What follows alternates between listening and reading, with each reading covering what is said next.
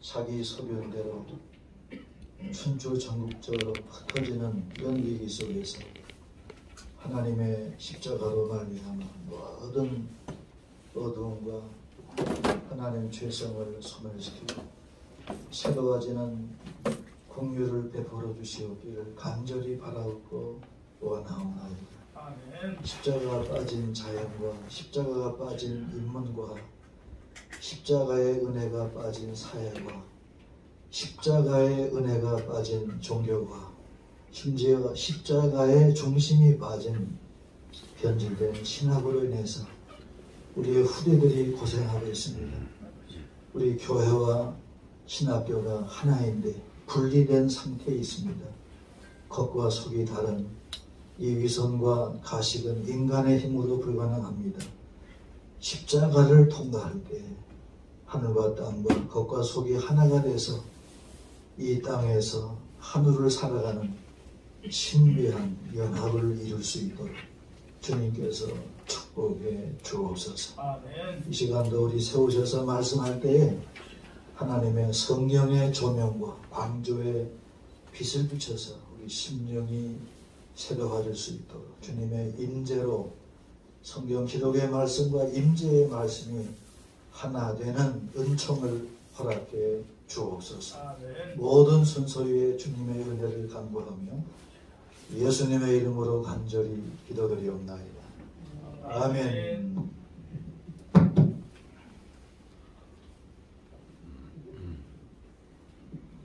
그래서 발제 강의 이영수 목사님께서 해주시는 이영수 목사님은 총신대학원 교수셨고요. 신학대학 교수 미국에서 치료 지금 박사님이시네요.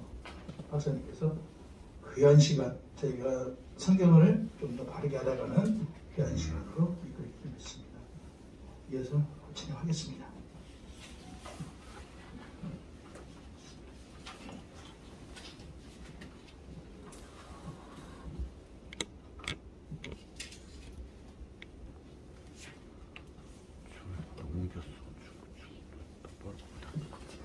네, 안녕하세요. 이영수 목사입니다. 마스크를 좀 벗었어요. 답답해가지고 말이 안 나오네. 여러분 꼭 계시고요.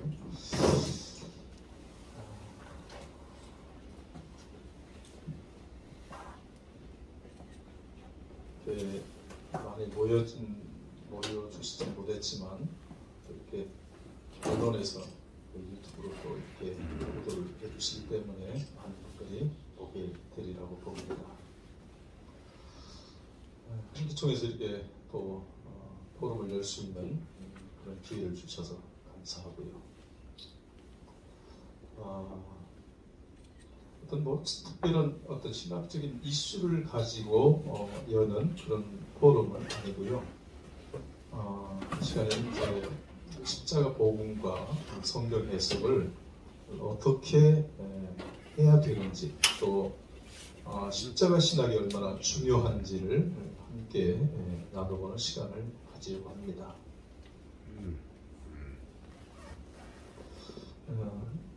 아마 말씀을 드리면서 칠판을 좀 사용할 것 같은데요. 되도록이면 좀 짧게 하려고 노력을 합니다. 십자가 신학, 신학교에서 어떤 정규 커리큘럼에 들어가 있지는 않지요. 가끔 십자가 신학 이런 얘기를 조금 아마 들어봤을지도 모르겠어요. 저는 이렇게 생각합니다. 신학대학의 정규 커리큘럼으로 이 십자가 신학이 꼭 들어가야 된다. 이거를 강조하고 있어요. 십자가 신학이 얼마나 중요하냐면 여러분 십자가 신학을 정확하게 정립하지 못하면 성경 해석이 불가합니다. 거의 안 됩니다. 그만큼 이 십자가 신학이 중요한데 단순하게 우리가 십자가 그러면 뭐 십자가 모르는 사람이 어디 있겠어요. 그리스도인들은 전부 다 알죠. 더더군다나 목사님들한테 십자가에 대한 신학이 빈약하다 그렇게 말하면 아마 되게 반가워하진 않을 것 같아요. 뭐 그렇게 쉬운 걸, 상식적인 걸 또 얘기하느냐고. 근데 의외로 목사님들도 십자가에 대해서 잘 모르고요. 신학자들마저도 십자가에 대한 이해가 너무 부족합니다. 모르는 게 아니라 너무 부족해요.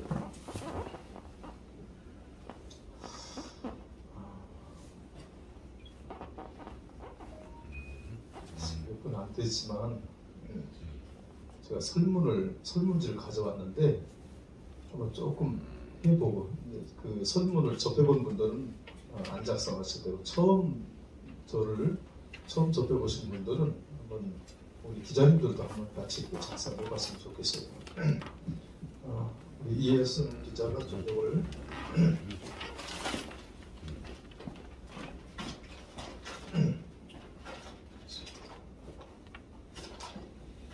한 장씩. 볼펜 다 있으시죠? 작성을 좀 한번 해보세요. 제가 이제까지 많은 목사님들이 항상 이 설문을 작성을 하는데요. 강의 전에 항상 설문을 작성합니다.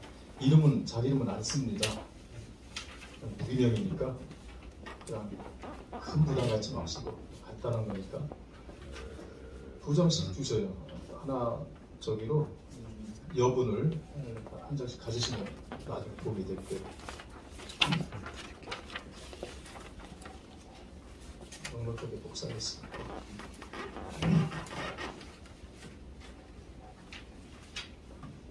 이 설문을 하고 진행을 한번 하도록 그렇게 하겠습니다. 여기 왜 안 돼요?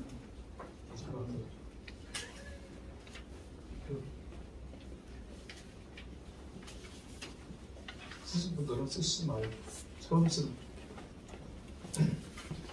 썼던 분들, 혹시 저와 함께 이 설문을 썼던 분들은 안 쓰셔도 되고요.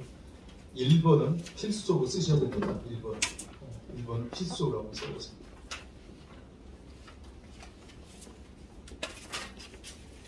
이름 쓰는 게 아니니까 한번 써보세요. 편안하게.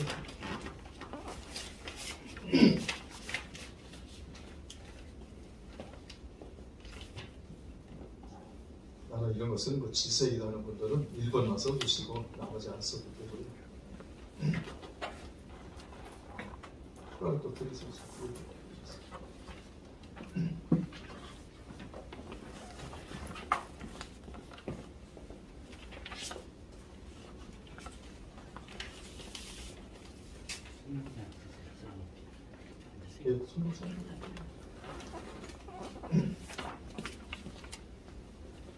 유명하신 목사님 계시죠?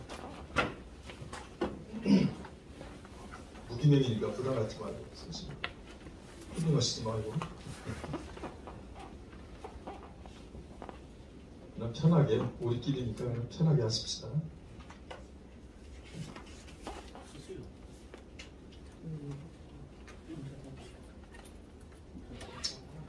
일본은 필수적으로 좀 써주세요. 편안한 마음으로 쓰셔도 돼요. 볼펜 없는 분들은 볼펜을 드리겠습니다.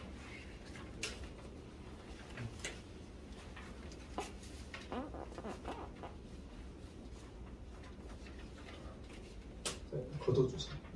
자, 쓰신 분들 대충 걷어주세요.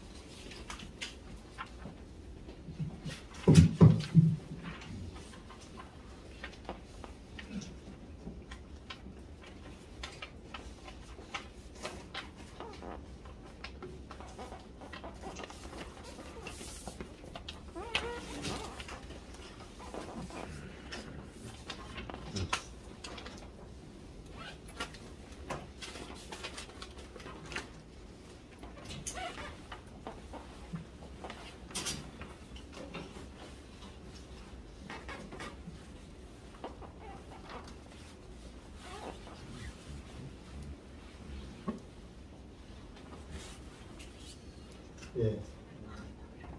학교 다닐 때 뭐 시험 보는 것 같지? 죄송합니다. 제가 이 주신 그래서 속에다 섞어서 제가 먹도록.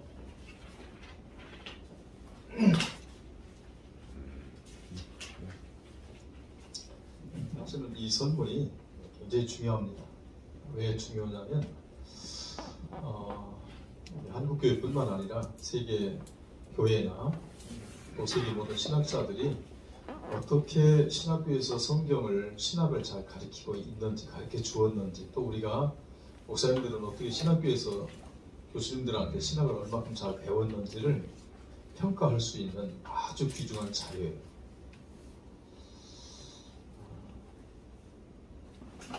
자, 여러분들 있으면 이제 묵명이니까 그냥 편하게 한번 제가 이거 한 장씩 좀 이렇게 붙잡고 줘보실래요? 우리 예성 기자가. 자, 이거 지금 그대로 쓴 거 1번만 한번 해보겠습니다. 자, 1번이 이제 구약시대 성도들이 어떻게 무엇으로 구원을 받았을까요? 라는 지적이에요. 자, 첫 번째 거 한번 읽어보세요. 율법 자, 구약시대 때 율법으로 구원을 받았다. 혹은 못 받았다. 혹은 못 받았다. 네, 그렇고 순종으로 율법으로 믿음으로 잘 모름. 솔직하게 잘 해주셨네요. 계시 믿음으로 끝이. 네, 그래.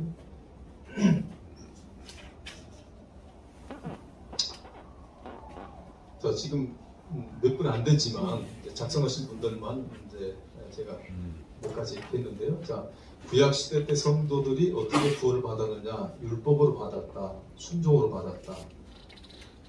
지금 믿음으로 받은 분이 두 분이네, 그죠? 또 율법으로 받았다 두 분, 순종으로 잘 모르는 계시로. 여러분 어떻게 생각하세요?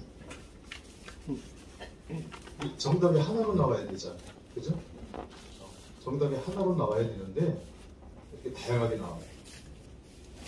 제가 이제 그동안에 한 700여 명의 목사님들 설문을 했는데 3년간 제가 이제 뭐 학교에서도 우리 성신대학교에서 강의할 때도 새로운 신입생들 오면 언제나 첫 시간에 저희 과정은 이제 목사님들 재교육 과정인데 항상 목사님들한테 강의 시작 전에 이 설문을 받습니다.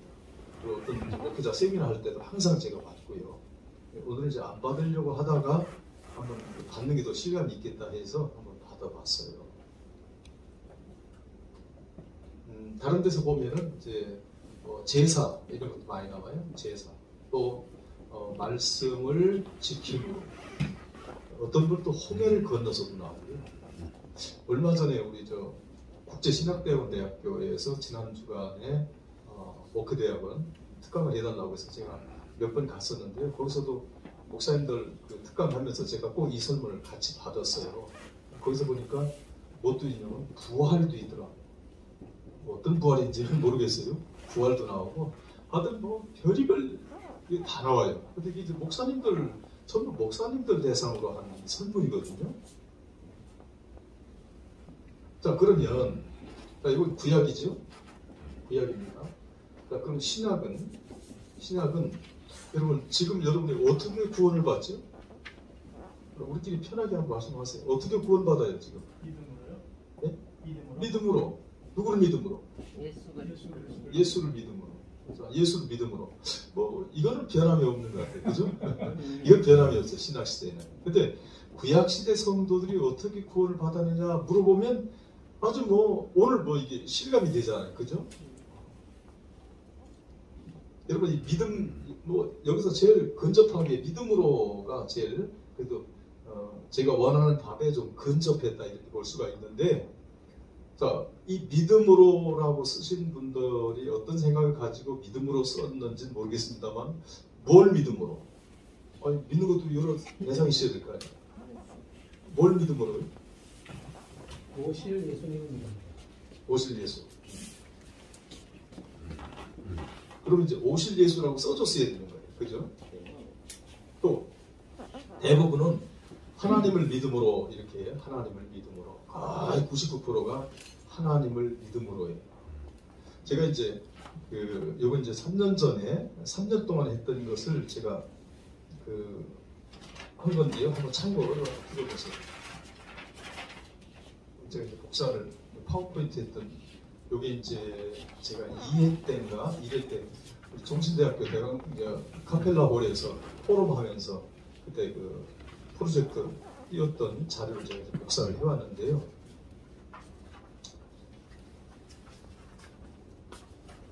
그러니까 이제 오늘 몇 분 안 되지만 여러분이 오늘 그 답변한 것과 다른 어떤 세미나나 그동안에 전체 통계를 냈을 때 목사님들의 통계나 같아요.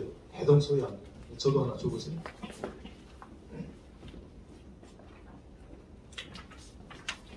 이게 이제 뭐 한두 분 아니고요. 한 700여 명의 목사님들 데이터 사실 더 되죠. 그 이후에 벌써 한 3년이 지났으니까 이게 현재가 지금 3년이 지난 거거든요. 그러니까 그 전에 그러니까 지금부터 한 6년 전부터 이게 이제 3년 동안 통계한 그 자료니까 지금 한 3년 지나고 그 이후에도 이제 물론 코로나 때문에 많이 못했지만 그래도 이제 어떤 강의할 때마다 제가 이 설문을 꼭 받는데 자 여기 보면 이제 구약시대 성도 어떻게 무엇으로 구원을 받았을까요? 그래서 하나님 믿음으로 8%, 율법과 계명을 지킴으로 20%, 오실 메시아를 믿음으로 2%, 제사 희생제물 속죄물 짐승의 피가 33%, 할례와 제사 15%, 민족적 택함으로 2%, 양심으로 4%, 하나님 말씀에 순종함으로 8%, 선지자들의 물세례로 1%, 홍해를 건너로 1%, 기타 잘못으로 6% 이렇게 통계가 나왔어요. 여기서 정답은 세 번째입니다. 오실 메시아를 믿음으로. 제가 원하는 정답은 오실 예수 그리스도를 믿음으로. 여기 정답이에요. 하나님 믿음으로 100% 틀렸다고 볼 수는 없지만은 그것도 정확한 답은 아니다. 이렇게. 이거는 진짜 심각한 겁니다. 만약에 여러분 제가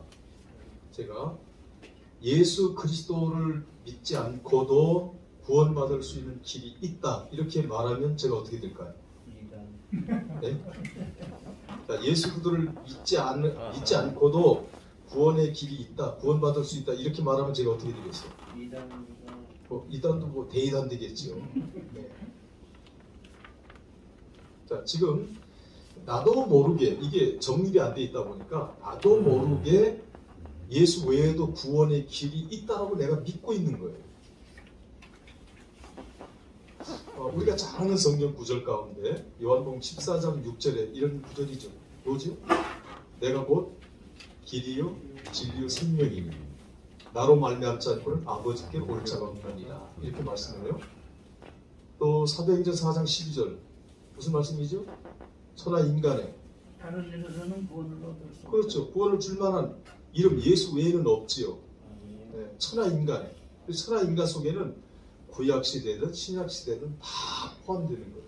그러니까 구약 시대든 신약 시대든 구약이든 신약이든 똑같이 예수 그리스도를 통해서만 구원이 됩니다. 믿으시나요? 네. 진짜 믿어요? 네. 이런 게 있어요. 종교다원주의라는 게 뭐냐면 자 정상에 가면 만나는데 가는 길이 다 다르다. 뭐 불교, 기독교, 뭐 다른 여러 이슬람, 뭐 여러 종교들이 있죠. 자, 다 각자 추구하는데 이 목적지가 있다는 거예요. 뭐 불교에서는 뭐 극락이라고도 하고 정토라고도 하고 뭐 그러죠. 다 그 목적지가 있는데 우리 기독교에서는 천국이고 꼭대기 가면 마지막에는 다 같이 만난다. 그러니까 서로 인정하자. 왜? 마지막에 다 만나니까. 길이 다르지만 꼭대기 가면 다 만난다. 여러분 이게 종교다원주의예요. 여러분 성경과 우리 기독교는 종교다원주의를 배척하지요? 절대로 배척하죠. 그런데 여러분 오늘 사실 죄송하지만 이렇게 쓰신 분들, 요 대답이 아닌 분들은 거의 다가 나도 모르게 종교다원주의 사상을 갖고 있는 거예요. 무서운 이단 사상이 있는 겁니다. 그렇다고 이단이라는 게 아니고 나도 모르게 이게 정립이 안 돼 있다 보니까 이런 그 실수가 나오는 거예요. 그럼 이것은 뭐냐면 신학교에서 신학자들이 성경과 신학을 제대로 못 가르친 거예요. 그래서 우리 과정에 오신 분들은요, 제가 이 기초부터 가르치는데요, 정확하게 가르칩니다. 그럼 왜 신학교에서 뭐 4년, 7년, 10년 동안 공부하고도 왜 이게 정립이 안 돼 있느냐? 신학교 신학자가 제대로 가르쳐 주지 못해서 그렇다. 그래서 저는 이렇게 생각을 해요. 목사님들은 죄가 없다 그래요. 그리고 저희 과정 6개월 과정인데 졸업하신 분들 중에 총회장님들도 몇 분 계시고요, 신학교 학장님들도 몇 분 계셔요. 대단한 분들도 공부를 합니다. 근데 그분들이 저와 6개월을 나누게 될 때 첫 시간에 요거 때문에 6개월을 저와 함께 간 겁니다. 그러면 가장 중요한 기초가 안 돼 있는 거예요. 어떤 35년 그 목회하신 어느 총회장님이 그래요. 목사님, 제가 목회 잘못한 것 같아요. 지금도 목회하고 계신데 목회 잘못한 것 같아요. 제가 너무 성경을 몰라서. 그런 실토를 하고 저 6개월 공부를 했거든요. 이게 심각한 거예요. 목사님들은 죄가 없다. 왜 죄가 없느냐? 목사님들은 뭐 사명 받아가지고 뜨거워서 신학교에 들어갔는데, 신학교에서 교수님들이, 그 교수님들이 뭐 학자들 아니겠어요? 신학자들인데 그 학자님들이 제대로 기초부터 못 가르쳐서 그렇다는 거예요. 저는 그래서요, 저도 학교에서 강의하고 있지만은 신학자들을 그렇게 크게 신뢰하지 않아요. 저는. 우리 최 목사님 죄송합니다. 우리 최 목사님도 구약학자신데 그래도 목사님은 이제 십자가 신학으로 돌아오셨기 때문에 저도 이제 사실 저하고 사돈입니다. 사돈 목사님이신데 왜냐하면 성경이라고 하는 것은 학문적으로 풀어지는 게 아니에요. 그래서 지금 그 신학자들은 자기 전공 과목이 있어요. 뭐 조직신학이라든지 역사신학이라든지 뭐 교회사라든지 성경신학이라든지 자기 전공이 있잖아요. 그러면 그 전공을 하고 그 전공을 따라서 박사과정까지 졸업을 하고요. 그 박사과정에서 논문을 쓰잖아요. 논문을 쓰는데요. 이런 겁니다. 여러분, 논문이라는 게 이런 거예요. 저도 박사학위 논문이 있지만 제 박사학위 논문은 참고 서적이 10권 이내예요. 거의 다 성경입니다. 근데 그 미국에서 제가 받았지만은 그 통과를 시켜준 게 감사해요. 5명 교수님들이, 학자들이 그 심사를 했는데 충분히 일리가 있다. 근데 한국에서는 안 돼요. 왜냐하면 우리나라에서, 그래서 제가 우리나라에서 박사과정을 제가 안 하는 거예요. 왜냐하면 우리나라에서 하려면 우리 송신대 박사님 계신데, 우리 김병준 목사님 빛과 소금 뉴스, 저도 잘 몰랐는데 지난번 그 한국교회 신학연합회 워크숍에서 취재 오셨다가 저하고 같은 방을 썼어요. 그래서 대단한 또 학자신데 저는 이해하고 들으세요. 이게 박사학위 논문을 쓸 때 조금 새로운 부분을 하는 게 있어야죠. 새로운 부분이 없으면은 박사학위 논문 통과가 안 되죠. 그런데 그 조금 새로운 시각의 학문을 내가 발견하고 그거를 체계를 세워가지고 거기에다가 이제 여러 참고 문헌이 들어가야 되는데 적어도 참고 문헌이 한 70개 이상 정도, 그것도 참고 문헌으로서의 학적 그런 그 배경이 있고 인정을 받는 그런 참고 문헌을 한 70여 개 이상이 첨부가 돼야 이게 통과될까 말까 합니다. 근데 만약에 저처럼 참고 문헌 10권도 안 된다 그러면은 그건 보나마나 그냥 빵꾸죠. 그러니까 뭐냐면 어떻게 보면 짜집기 비슷한 거예요. 짜집기. 그리고 박사학위는요, 자기 전공한 분야면 열심히 연구를 합니다. 근데 자기는 자기가 연구한 분야에 대해서 자기는 전문가라고 할지 모르지만, 박사라고 할지 모르지만 그렇게 해서 성경이 열리지 않아요. 왜냐하면 성경은 전체를 봐야 돼요. 여러분 이제 그런 말 있잖아요. 코끼리가 있는데 장님이 코끼리 만지는 거 여러분 잘 아시잖아요. 다리만 만지고 야 코끼리는 막 기둥처럼 생겼다. 배만 만진 장님이 말이죠. 코끼리는 말 큰 절벽처럼 생겨서 그리고 장님이 코를 만져 아유 코끼리는 말이야 이렇게 좀 이렇게 나팔처럼 구부러져 있어. 근데 그게 전혀 틀린 건 아니에요. 왜냐하면 그것도 코끼리니까. 근데 그게 전체 코끼리는 아니라는 거죠. 그래서 성경은요 전체를 알아야 됩니다. 전체. 그래서 이 신학자들은 보면 그 전체를 몰라요. 자기 전공밖에 잘 몰라요. 그런데 자기 전공도 전체를 알지 못하면 자기가 한 분야만 연구한 그 연구는요 바른 연구가 나올 수 없어요. 바른 해석이 나올 수 없어요. 성경은요 통전적으로 보통 통전적이라는 단어를 많이 쓰죠. 통전적으로 성경을 봐야 돼요. 전체를 봐야 됩니다. 근데 전체를 모르면 한쪽 아무리 연구해도 답이 안 나와요. 제가 이름 있는 신학대학의 학자님들, 교수님들이 이렇게 강의를 들어보면요 조금 듣다가 제가 그냥 덮어요. 왜? 안 맞으니까. 너무 성경이 안 맞아. 다 이름 있는 신학자들. 너무 성경이 안 맞아요. 여러분 보통 여러분 성경 스타디 바이블 갖고 다니죠? 밑에 주석이 다 달려있는 거죠. 성도도 다 그거 보고 목사님들도 그거 의지합니다. 근데 보면 저는 밑에 주석책을 잘 안 봐요. 너무 틀리니까.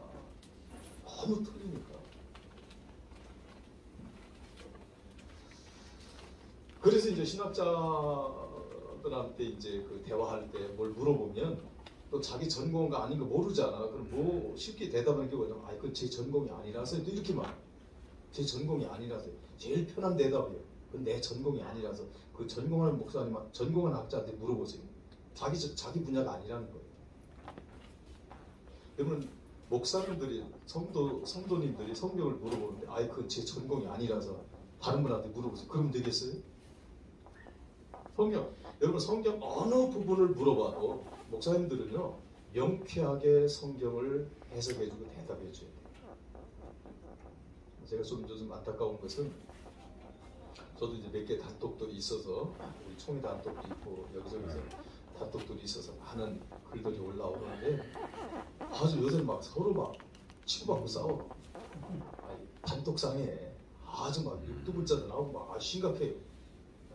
그래서 이 단톡 목사님들 수준인가 장로님들 수준인가 할 정도로 너무 막 거친 대화가 많아. 근데 언제 그러냐? 정치 얘기를 올리면 그래요. 정치 얘기. 심각해 정치 얘기. 어저께 보니까 광화문에 꽤 모인 목사님들도 많이 간 것 같아. 여기 안 갔다 오신 분들은 나 모르겠어. 저는 개인적으로 그런 생각이에요. 특히 이제 우리 목회자 대상으로 한 신학 포럼이니까 목사님들은 뭐 정치도 좋고 다 좋은데 가장 목사님들이 지향해야 될 게 뭐냐면 진리와 함께 가자는 거죠. 그냥 진리에 매진하고 진리를 위해서 살고 열심히 진리 전하고 다른 것보다도 열심히 진리를 전하자. 근데 진리에 대해서는 관심이 없어요. 우리 한교총 제가 알기로는 회원들한테 이걸 보냈다고 하는데 별로 안 오잖아요. 관심이 없어. 광화문에서 오라고 하면 빨리 갈 텐데. 별로 관심이 없어. 그러니까 십자가 그러니까 이거 고리타분하게 여러분 지금 십자가 얘기하면요 아주 고리타. 지금 독일이라든지 서구에서는요, 미국이나 서구에서는요 십자가 얘기하면요 이거 무식하게 그 고리타분한 십자가 얘기한다고 그렇게 해버려요. 인정을 안 해요. 여러분 우리나라도요 십자가 얘기하면 제일 인기 없는 게 십자가예요. 근데 그 바울이 이미 얘기했더라고. 십자가는 인기가 없다고 이미 얘기했어. 유대인들은 표적을 구하고 헬라인들은 뭐죠? 지혜를 구하고 필로소피, 철학이죠. 그 십자가가 제일 인기가 없다는 거예요. 십자가. 제가 그래서 오늘 이런 포럼도 가진 것이 십자가 신학이 얼마나 중요한지를 알아야 된다는 거예요. 왜 십자가를 정확히 모르면은 성경 해석이 불가하다.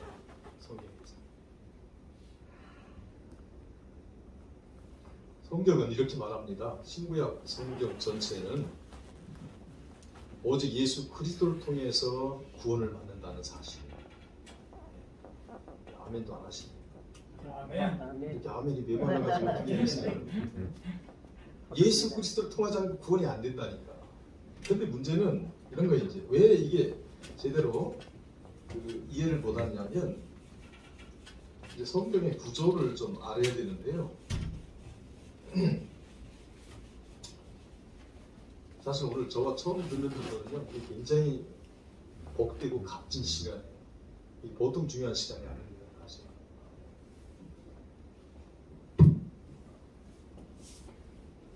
제가 이제 이런 중요한 것들은 제가 이제 이따가 끝나고 여러분 나가실 때 제가 책을 기증해 드릴 텐데 거기에 자세하게 설명이 되어 있어요.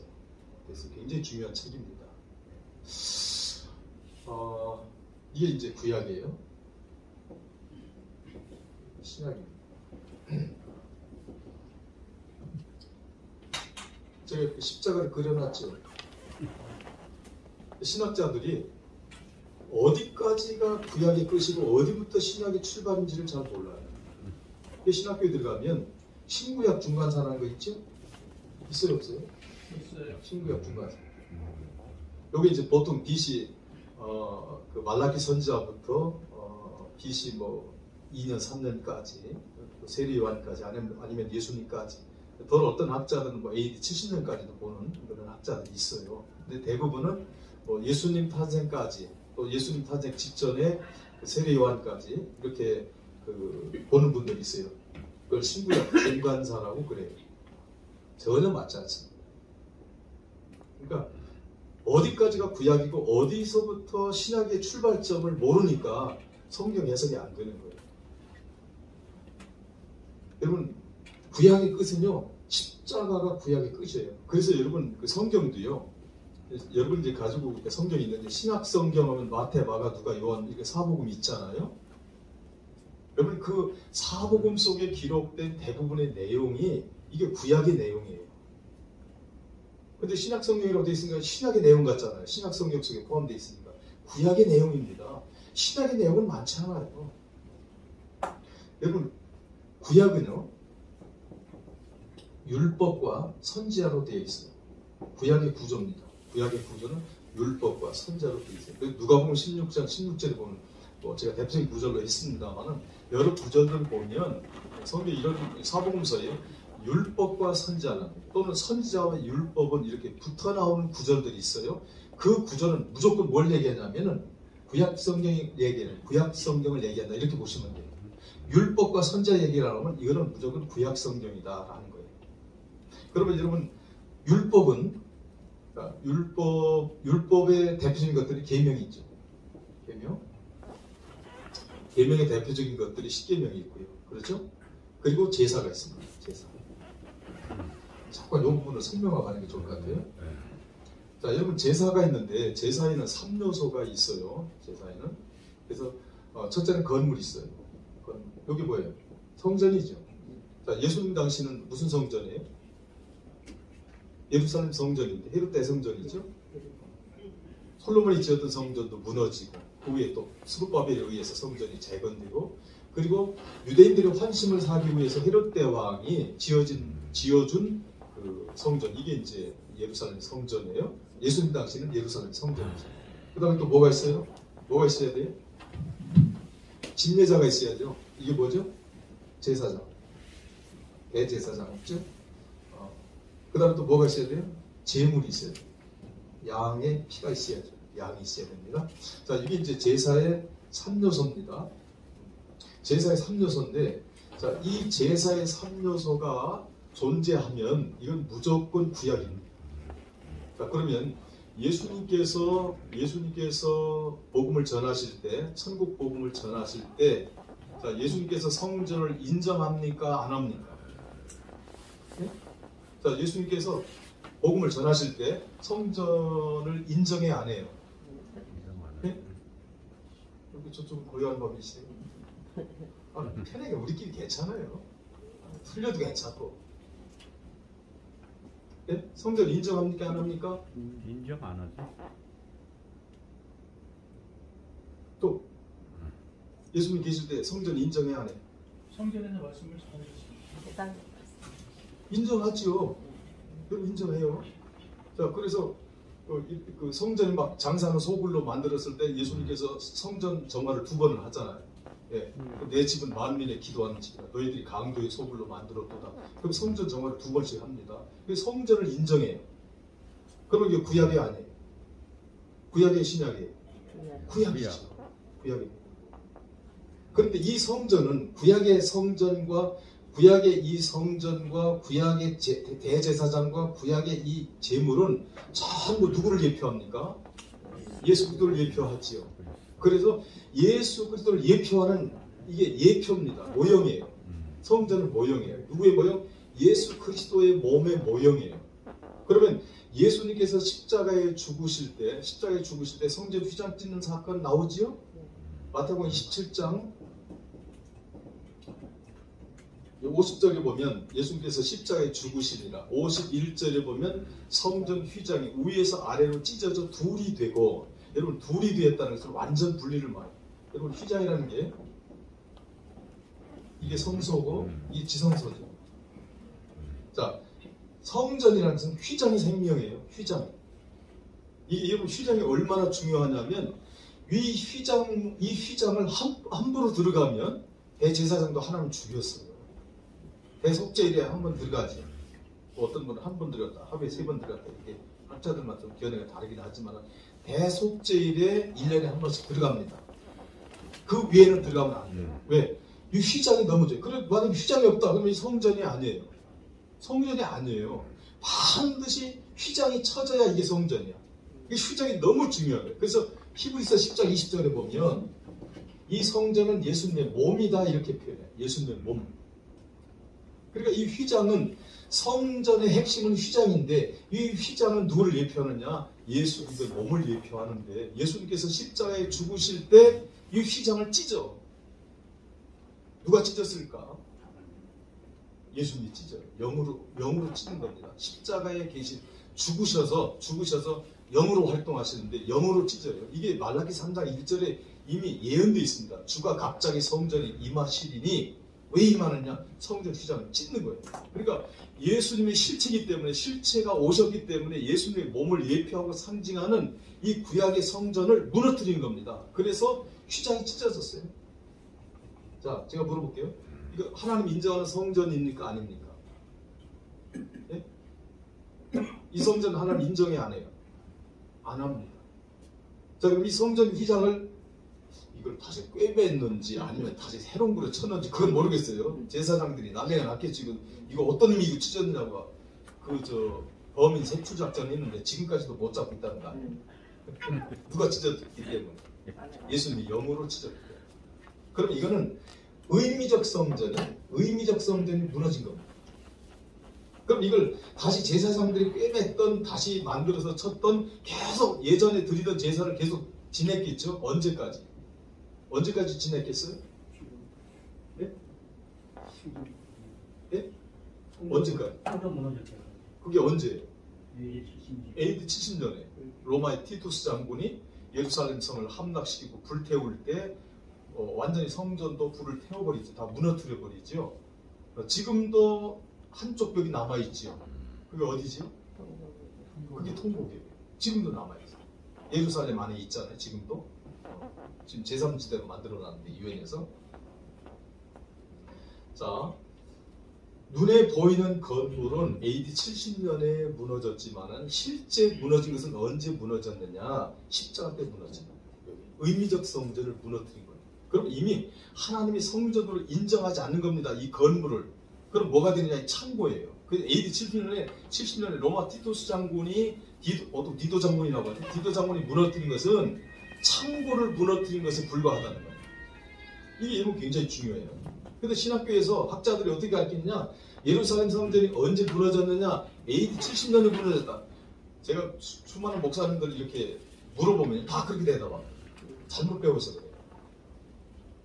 예수님 마태복음 24장 1절과 2절에서 이 성전 돌 하나도 남지 않고 다 무너뜨려지리라. 이거를 AD 70년으로 해석을 하죠? 아니에요. 예수님의 십자가 때를 예고하고 있는 거예요. 예수님 십자가 때. 십자가 때 성전의 휘장을 찢어서 의미적 성전을 무너뜨려요. 왜?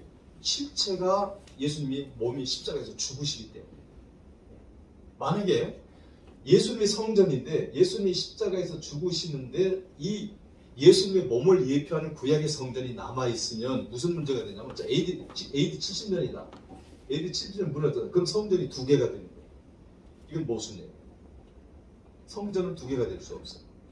예수님 몸이 성전이에요. 이미 이것을 요한복음 2장에서 제가 설명하고 있죠. 예수님 몸의 성전. 이 성전을 헐라 내가 사흘 만에 일으키시리라.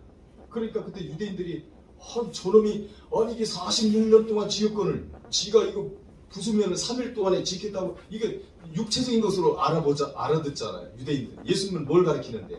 자신의 몸을 가리키는데. 그죠? 그래서 이 성전은 예수님의 몸을 가리켜요. 그래서 성전의 건물이 무너지면 여기서 제사장이 끝나는 겁니다. 양의 제물도 끝나요. 피도 끝납니다. 그래서 구약은 자 그리고 선자는 뭐예요? 선자 마지막 선자가 누구죠?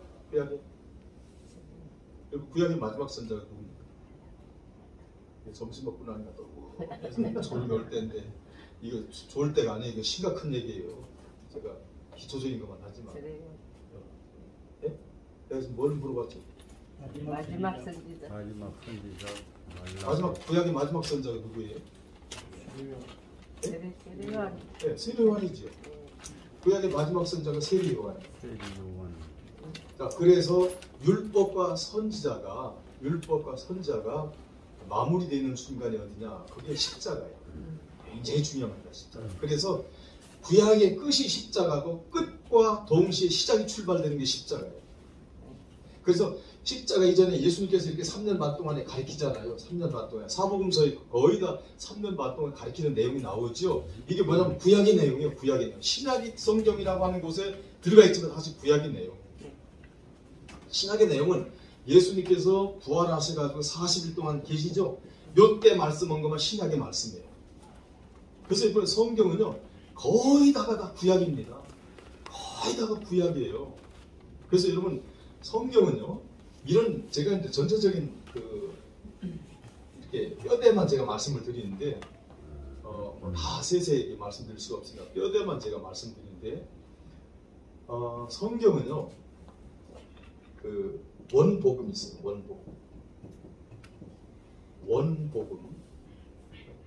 여러분 원복음이 이건 신학교에서 오늘 내가 처음 얘기하는 거예요. 원복음은 창세기 1장 1절부터 3장 21절까지 아담을 에덴에서 내쫓으면서 가지고 사건이 3장 21절에 나오죠. 요때까지 요게 원복음입니다. 원복음. 그 다음에 3장 22절부터 십자가 전까지 구약의 끝이죠. 십자가 전까지 이걸 뭐냐면 원복음 실행복음입니다. 원복음 실행복음 이렇게 기억을 하면 헷갈리네요. 원복음. 그 이후는 원복음 실행복음.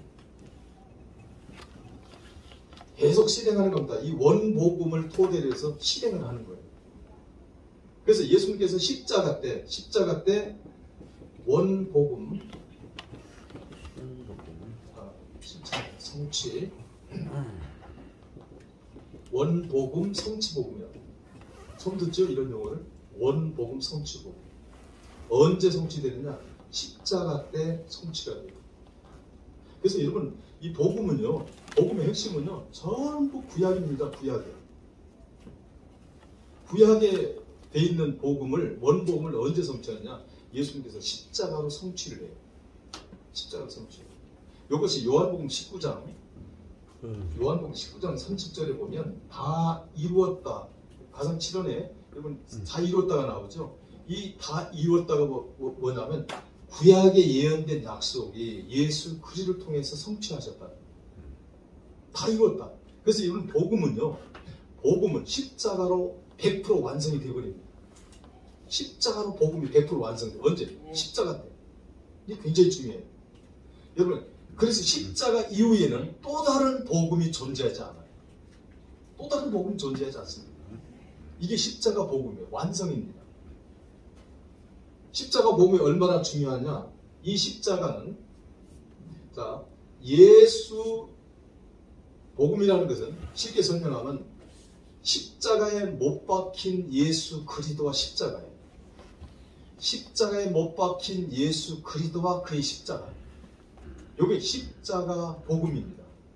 십자가 복음. 제가 이제 십자가 신학에 지금 기초를 하고 있는데요. 자, 구약은요. 구약은 아까 제가 이제 저걸 설명을 못 드렸는데, 구약은 오실 예수 그리스도를 믿음으로 구원을 받아요. 구원의 방식이 오실 그리스도를 믿어서 구원을 받습니다. 신약은 오실 성취된 예수 그리스도를 믿음으로 구원받아요. 자, 구원은 누구로 받아요? 구원은 예수 그리스도로만 구원을 받습니다. 어떤 분이 이렇게 말하는 분이 있어요. 우리 박 목사님 계신데, 박 목사님은 저희 아내가 사모가 방씨예요. 그래서 아내 굉장히 좋아합니다. 예전에 어떤 신학 워크숍이 있어가지고 그때 우리 목사님이랑 같은 차를 탔어요. 같은 차를 너무 덥네요. 같은 차를 탔는데 거기에 이제 어느 신학교 총장님이 타셨어요. 그런데 이제 이 구원 부분 가지고 조금 논쟁이 있었어요. 그때 들으셨죠? 네, 논쟁이 있었는데 저는 구약의 성도들도 오실 예수 그리스도를 통해서 구원을 받습니다. 이렇게 얘기하니까 그 총장님은 뭐라고 말씀하시냐면, 그렇지 않다. 구약에는 대속죄일의 양의 피로 죄를 씻어서 구원을 받는다. 이게 논쟁이 된 거예요. 그때 중간에 목사님 한마디 하셨죠? 지금도 가끔 그 말씀하십니다. 그래. 아니 그때 그 자리에서 뭐라고 한 말씀 있잖아. 막 경론 벌어질 때. 그때 우리 박 목사님이 이 목사 얘기가 맞는 것 같은데 아마 그렇게 한 것 같아 그때. 그래서 연수가 지긋하셔서 제가 그냥 다툴 수가 없어서 이만큼 하고 끝냅시다 하고 이제 논쟁에 대해서 제가 이제 연세 드신 분이라 그분은 머릿속에 그렇게 박혀 있는데, 신학교 그때 그렇게 알고 있는 학장님들이 굉장히 많습니다. 그리고 중요한 게 뭐냐면 그 학장님, 그 총장님 밑에서 배우는 신학생들은 다 그렇게 배우는 거예요. 큰일입니다. 이게 큰일. 예수 그리스도 외에도 구원이 있다. 이거 큰일 날 얘기예요. 예? 여러분, 구원의 방편은요. 그래서 대부분 어떤 분들은 그냥 하나님을 믿음으로, 자 여기는 이제 하나님을 믿음으로 이렇게, 여기는 예수를 믿음으로 이렇게 되면 구원의 방편이 두 방편이 되잖아요. 그죠? 이건 비성경적이에요. 여러분 보세요. 자, 하나님을 믿음으로 구원을 받으면, 하나님을 믿음으로, 요 하나님을 얘기하겠죠? 성부 하나님을 믿음으로 구원을 받으면 굳이 예수 그리스도를 보낼 필요가 없습니다. 왜? 그대로 구원 받으면 되잖아요. 그래 안 그래요? 아니 굳이 아들을 보내가지고 십자가에서 그 힘들게 고통을 당하면서 죽게 하실 이유가 없어요. 그냥 하나님 믿으면 되잖아요. 굳이 왜 아들 예수 그리스도를 보내가지고 십자가에서 그 숱한 고난과 고역을 겪으면서 죽게 하시느냐고, 힘들게. 그냥 하나님 믿으면 되지. 계속 구원이 계속 존속돼서 갈 거 아닙니까? 지속적으로. 아니에요. 구약시대 하나님을 믿어서 구원받는 게 아니에요. 여러분, 그래서 로마서 4장 3절에 보면 이런 말씀이 있어요. 아브라함이 하나님을 믿음에 그것이 의로 여겨져, 이렇게 나오지요.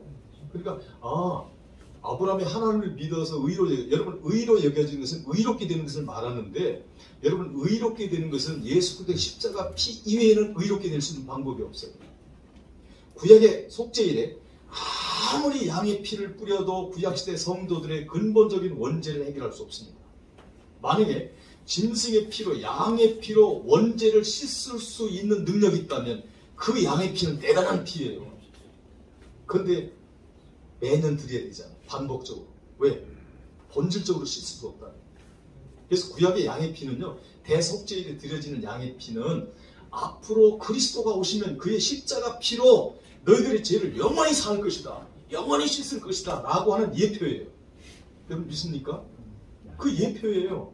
그 양의 피를 반복적으로 드려요. 그래서 예수 그리스도께서 십자가에 단번에 그의 피 흘리심으로 인해서 단번에 속죄가 된 이후에는 양의 피가 더 이상 필요하지 않잖아요. 반복이 필요 없어요. 왜? 예수님께서 단번에 제물로 되어주셨기 때문에. 그 예표가 구약의 양의 피예요. 근데 구약의 짐승의 피를 가지고 어떻게 죄를 씻음 받느냐 이거예요. 불가능한 얘기예요. 여러분, 그래서 로마서 4장 3절에서 아브라함의 하나님을 믿음의 그 말은 오실 그리스도를 믿음으로. 자, 여러분, 제가 이제 지난번에 국제 목대원에서 특강할 때 제가 10계명 강의해드렸는데요. 10계명 제 1계명 전체를 다 강의해드렸어요. 근데 제 1계명이 뭐예요? 나 외에 다른 신을 섬기지 말라. 나 외에 다른 신 섬기지 말라. 왜 그러냐면, 왜 하나님 아버지가 나 외에 다른 신을 섬기지 말라고 하느냐면, 나를 섬겨야, 여호와 하나님이 나를 섬겨야 내가 그리스도를 가르쳐주고 그리스도를 보낼 거니까. 그 그리스도를 통해서 구원을 받을 수 있기 때문에 나를 믿어야 된다는 거예요. 왜? 나를 믿어야 내가 그리스도를 가르쳐준다니까. 누구와 함께? 성령님과 함께.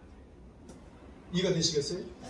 여러분, 제가 목사님들 들어보지만요, 10계명, 1계명서부터 10계명까지 해석을 잘 못해요. 이 심각한 얘기예요. 10계명 해석을 못합니다. 제가 그런 얘기를 해서 강의하면서, 자, 예를 들면 1계명부터 쭉 설명하면서 5계명 내 부모를 공경하라. 아니, 부모를 잘 공경하면 구원받나요? 세상 사람들이 더 잘 공경하는 분 더 많아. 그런 세상사 얘기하는 게 아니에요. 여러분, 구약은 모든 계명의 핵심적인 계명이 10계명입니다. 이게 율법이에요. 율법의 대표적인 계명이 뭐냐면 이게 10계명이거든요. 여러분, 율법의 목적이 뭐죠? 자, 구약에 많은 율법이 있어요. 그리고 그 율법의 대표적인 것이 10계명인데, 여러분, 율법의 목적이 뭡니까? 갈라디아서 3장 24절에 보면 율법은 예수 그리스도께로 인도하는 초등교사니.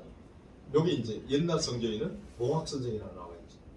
자, 율법의 역할은, 자, 여기 율법이 있습니다. 잘 보세요. 율법이 있어요. 율법은 예수 그리스도께로 인도하는 초등교사입니다. 이게 율법의 목적이에요. 율법의 목적. 자, 선지자가 있어요. 선지자는 예수 그리스도께로 인도하는 종을 선지자라고 그래요. 로마서 1장 2절에 보면 모든 선지자가 누구를, 아들 그리스도를 증거한다라고 나오지요. 그래서 선지자는 예수 그리스도께로 인도하는 종이 선지자고, 율법은 예수 그리스도께로 인도하는 몽학 선생. 이게 율법이에요. 그러니까 구약의 모든 구약은 율법과 선지자로 되어 있는데, 이 율법과 선지자가 전부 누구를 가리키고 누구를 안내하느냐? 예수 그리스도께로 안내한다는 거예요. 이게 율법과 선지자의 역할이에요. 그러면 율법의 10계명인데 10계명 1계명부터 10번째 계명까지가 무슨 계명이에요? 누구에게 인도하는 법이에요? 초등교사예요? 예수 그리스도께로 인도하는 초등교사예요. 이거 강의하려면 또 한참 해야 돼요. 여러분, 지금까지 10계명이 1계명에서 4계명까지는 그런 대로 여러분 이해한다 하죠. 5계명부터 10번째 계명까지, 아유, 거짓 증거하지 말라, 살인하지 말라, 간음하지 말라, 뭐 이렇게 생각을 하죠. 그렇게 해서 예수 그리스도께로 안내가 되고 인도됩니까? 인간사 얘기가 아니에요. 되게 인간사로 다 풀거든, 모든 신학자, 목사님들이. 인간사 얘기가 아니라니까. 구원 얘기를 하고 있다니까. 누구에 대한 구원? 오실 예수 그리스도께 인도하는 역할이에요, 그게. 그래서 여러분, 율법도 영의 법이 있고 육의 법이 있습니다. 저는 괜찮은데요. 존경하는 목사님과 같이 들었으면 좋겠어요. 그게 중요한 게 아니에요. 너무 흘려도 괜찮아요. 그냥 팬티 입고 들어도 괜찮아요. 지금. 여러분, 영의 율법이 있고 몸의 율법이 있어요. 통문을 열었는지. 중요한 얘기, 이게 신학자들이 정리 못한 걸 제가 말하는 거예요. 여러분, 영의 율법이라고, 영의 법이라는 게, 영의 율법은 뭐냐면, 자, 이런 거예요. 자, 이게 인간이 있어요. 그럼 영혼이 있죠? 영혼. 자, 이건 몸입니다. 영혼이 있어요. 제가 편의상에 이렇게 그렸어요. 영혼이 있어요. 영혼의 율법이 있고, 즉 영의 율법이 있고 몸의 율법이 있어요. 그래서 구약의 율법 가지고, 이게 정리가 안 돼가 참 율법 가지고 말이 많은데요. 여러분, 구약의 율법을 어떤 사람은 율법 폐기론자였어요. 펠라기수파처럼 율법 폐기론자들이 있어요. 또 율법은 예수 그리스도가 오심으로 율법은 다 완성됐기 때문에 율법 필요 없다. 이렇게 주장하는 분들 많아요. 아니다. 지금도 율법의 정신은 살아있기 때문에 율법을 지켜야 된다. 이렇게 생각하는 분들이 많은데 이걸 제가 설명하면 영혼의 율법이 있고 몸의 율법, 즉 영의 율법이 있고 몸의 율법이 있어요. 영의 율법은 뭐냐면 영의 율법은 가령 예를 들어서 4계명 중에서 4계명이 뭐죠? 10계명 중에 4계명.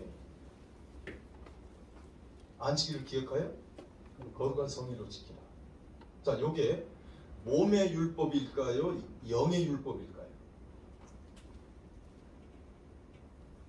잘못 얘기면 틀릴까봐 말씀 안 하시네. 몸의 율법과 영의 율법입니다. 그럼 뭐냐면 영의 율법이라는 게 뭐냐면 예수 그리스도가 오시면 너희들의 영의 죄를 십자가 피로 씻어서 너희들의 영에게 자유를 줄 것이다. 마귀로부터 자유를 얻고 죄로부터 자유를 얻고 사망으로부터 자유를 얻을 것이다. 자, 그래서 예수 그리스도의 십자가 피로 우리가 구원받을 때 성령을 통하여, 이게 성령 세례라고 그랬죠. 성령께서 그리스도의 피를 가지고 와서 우리의 영에다 뿌려가지고 우리의 원죄가 깨끗이 씻음 받을 때 우리는 뭐를 얻어요? 죄에서부터 해방되고 자유를 얻죠. 이게 안식이에요. 참된 안식. 그래서 지금 우리 영은요 100% 참된 안식을 누리고 있어요. 그러면 제4계명이 10계명 중에 제4계명이 이루어졌을까요? 완성이 됐을까요? 안 완성이 됐을까요? 지금 현재 완성된 것. 완성되죠. 누구를 영접함으로? 그리스도. 예수 그리스도를 영접해서 구원받음으로 완성이 된 거예요. 아멘. 그러면 제4계명이 완성됐기 때문에 몸으로 더 이상 지킬 필요는 없어요. 무슨 얘기인지 알아요? 그 신약은요 로마서 14장 7절, 5절, 6절, 7절이 나오는 말씀처럼 신약의 날은요 이 날이 초월됩니다. 모든 날이 같을 수도 있고 날이 그러니까 우리 영은 항상 안식이에요. 자, 그러면 제 5계명 내 부모를 공경하라 있어요. 자, 내 부모를 공경하라. 왜 부모를 공경하라고 하냐면 육신의 부모를 보고 영의 부모인 삼위 하나님을 섬기라는 거예요. 이 구조로 내 부모를 공경하라고 주었거든. 왜? 그게 몽학선생이니까. 10계명이 몽학선생이니까. 5계명을 통해서 예수 그리스도께로 안내는 역할이니까 육신의 부모를 세워서 육신의 부모를 잘 경외하고 섬겨야 되는 것처럼 영의 부모를 섬기라는 거예요. 그런데 예수 그리스도를 영접했어요. 그러면 예수 그리스도를 영접했으니까 5계명이 이루어졌죠. 그런데 몸의 율법이 있는데 이것은 몸의 율법까지 적용을 합니다. 그러면 구원받은 이후에도 육신의 부모에게 효도를 해야 돼요? 안 해야 돼요? 부모를 공경해야 되죠. 이게 몸의 율법이에요. 이 몸의 율법은 재림 때까지 지속됩니다. 그래서 우리가 성경 10계명도 마찬가지고 만약에 살인하지 말라, 간음하지 말라, 도둑질하지 말라, 거짓 다 마찬가지예요. 탐내지 말라. 이것은요 영의 율법이 완성됐지만 몸의 율법은 재림 때까지 지속이 됩니다. 그래서 계속 간음하지 않으려고 노력해야 되고 거짓 증거하지 않으려고 노력해야 되고 그 몸으로 지켜야 되는 부분은 재림 때까지 존속되는 거예요. 그래서 우리가 성경을 보면서 구약 성경이든 신약 성경이든 보면서 이게 영의 율법을 얘기하는 것인지 몸의 율법을 얘기하는 것인지를 구별해야 돼요. 그러니까 영의 율법은 완성이 됐는데 몸의 율법은 몸으로서 재림 때까지 지켜가야 되는 거예요. 이게 율법의 개념을 이걸 방식을 모르면 율법 폐기론자가 나와서 그냥 상당히 문제를 일으켜요.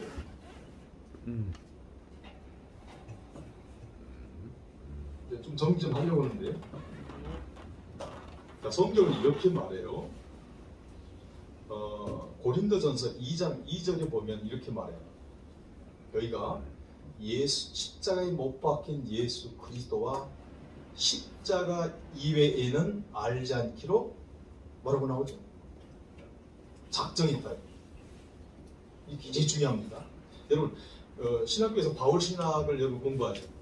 여러분 바울신학에서 이걸 캐치 못하면 바울신학 엉터리한 거예요. 십자가에 못 박힌 예수 그리스도와 그냥 예수 그리스도가 아니에요. 십자가에 못 박힌 예수 그리스도와 십자가 이외에는 알지 않기로 작정을 했다. 이게 바울의 핵심적인 신앙 고백이고 신학관이에요. 갈라디아서 6장 14절 보면 역시 똑같은 말씀으로 십자가에 못 박힌 예수 그리스도와 십자가 이외에는 자랑하지 않겠다. 이게 뭔 말일까요?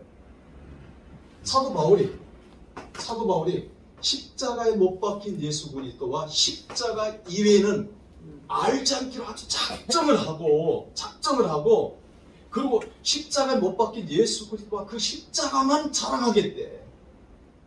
이게요, 저와 여러분의 신앙 고백이 돼요. 그래야 우리가 바울을 본받는 것이 되고 그리스도를 본받는 것이 되고 성경을 본받는 것이 되는 거예요. 이게 핵심이 안 되면요. 그래서 나는 그랬으면 좋겠어요. 저도 그러려고 애를 쓰는 이게 잘은 안 되는데 십자가에 못 박힌 예수 그리스도 십자가 왜는 알지 않으려고 작정하는데 자꾸 요놈의 귀에 별게 다 들어와. 유혹이 많아. 그냥 유혹이 그냥 오라는 데도 많이 오고 들리는 얘기도 많고 나를 유혹한다니까 자꾸. 나는 십자가에 못 박힌 예수 그리스도와 바울처럼 십자가 이외에는 알지 않으려고 작정을 하는데 이 유혹이 자꾸 온다니까. 근데 이거에 대한 깊은 관심과 중요한 관점을 내가 인식하지 못하면 이것도 중요한가 보다 여기도 쫓아가고 막 저기도 쫓아가고 막 쫓아다녀. 십자가에 못 박힌 예수 그리스도와 십자가에 대한 개념이 없어져. 그럼 이게 벌써 바울 신학하고 바울이 가졌던 신앙관하고 신학관하고 거리가 멀어진 거예요. 그리고 자랑은 누구만 자랑해야 돼요? 제가 이 신학포럼 가진 것도 십자가에 못 박힌 예수 그리스도와 십자가만 자랑하려고 사실 이 신학포럼을 가진 거예요. 저 개인을 자랑하려고 한 게 아니에요. 무슨 뭐 여기서 무슨 정치적인 거 하려고 한 거 아니에요. 요즘은 정치적인 거 하려면 무슨 대선 누구를 위해서 기도 이런 거 해야 돼. 지금은 막 지금 하잖아. 여기저기서 오늘 또 11시 어디서 누구 왔대? 근데 십자가 포럼을 되니까 관심이 없잖아. 주체가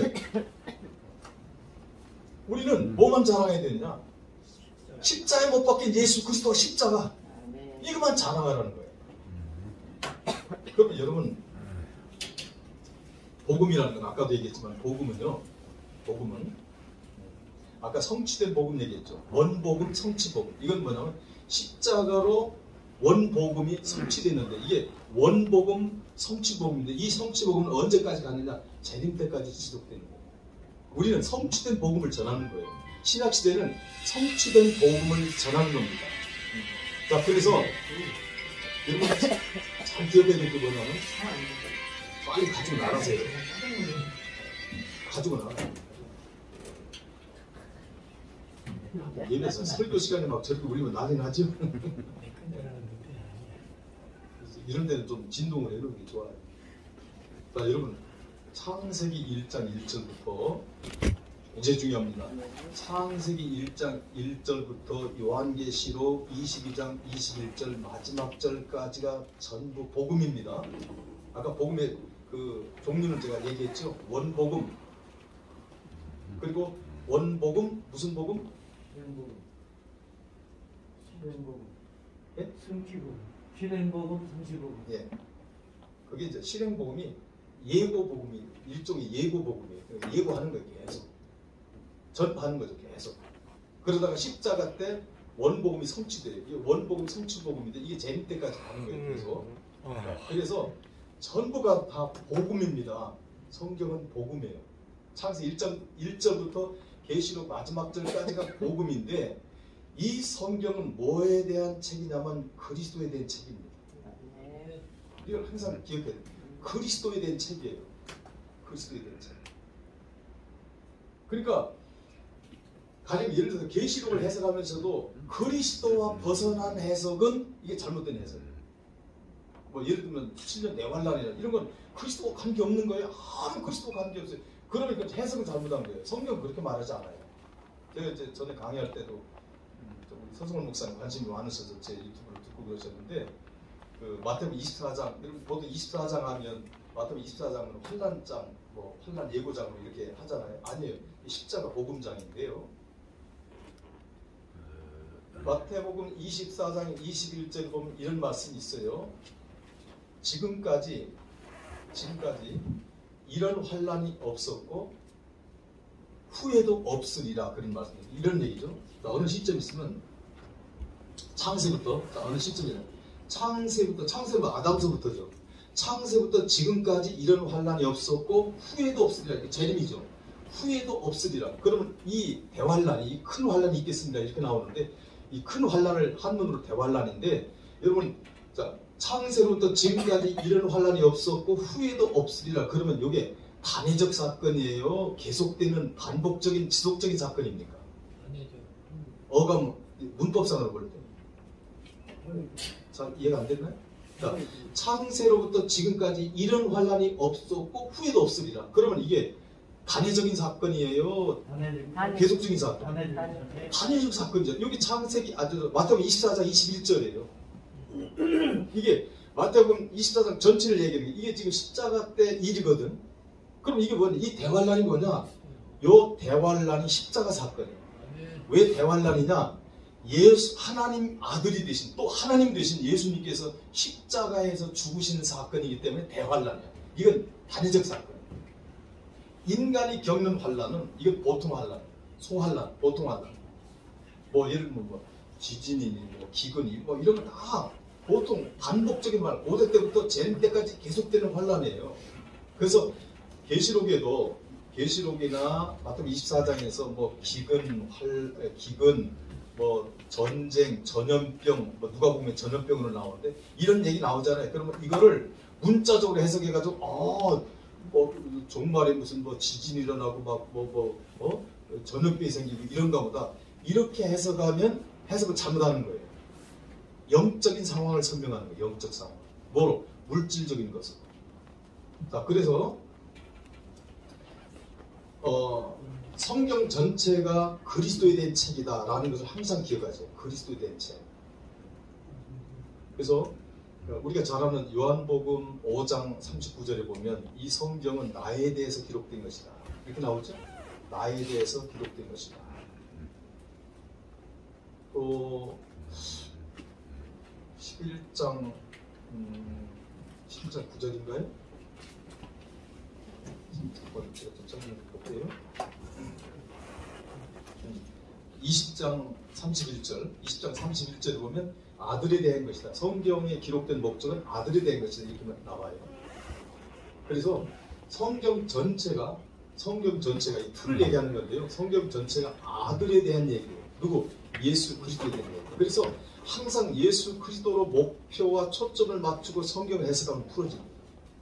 창세기 1장 1절부터 요한계시록 마지막 절까지 예수 그리스도로 초점을 맞춰서 해석하면 그게 바른 해석이에요. 그런데 거기서 빗나가 버리면 이게 잘못된 해석이 돼요. 자, 그럼 제가 결론적으로 제가 상당히 오랜 시간을 얘기해야 되는 것들을 지금 간략하게 그냥 설명을 하는데요. 자, 그러면 십자가가 중요합니까? 안 중요합니까? 중요하죠. 어떤 분이 그래요. 십자가를 제가 강조하니까 아니 부활도 중요하지 왜 십자가만 강조하느냐. 그래서 춘천에 가면 어떤 목사님이 부활복음이라는 걸 얘기해요. 거기 수백 명의 목사님들이 세미나 가요. 그분이 십자가를 몰라서 그런 거예요. 십자가가 뭔지를 몰라. 그러니까 십자가를 폄훼하는 거예요. 부활이 최고인 줄 알아. 여러분, 부활은 십자가 속에 들어있는 겁니다. 십자가 속에 들어있는 거예요. 자, 예를 들면 동일 수 있는 거. 네. 자, 예를 들면 여러분 구원은요.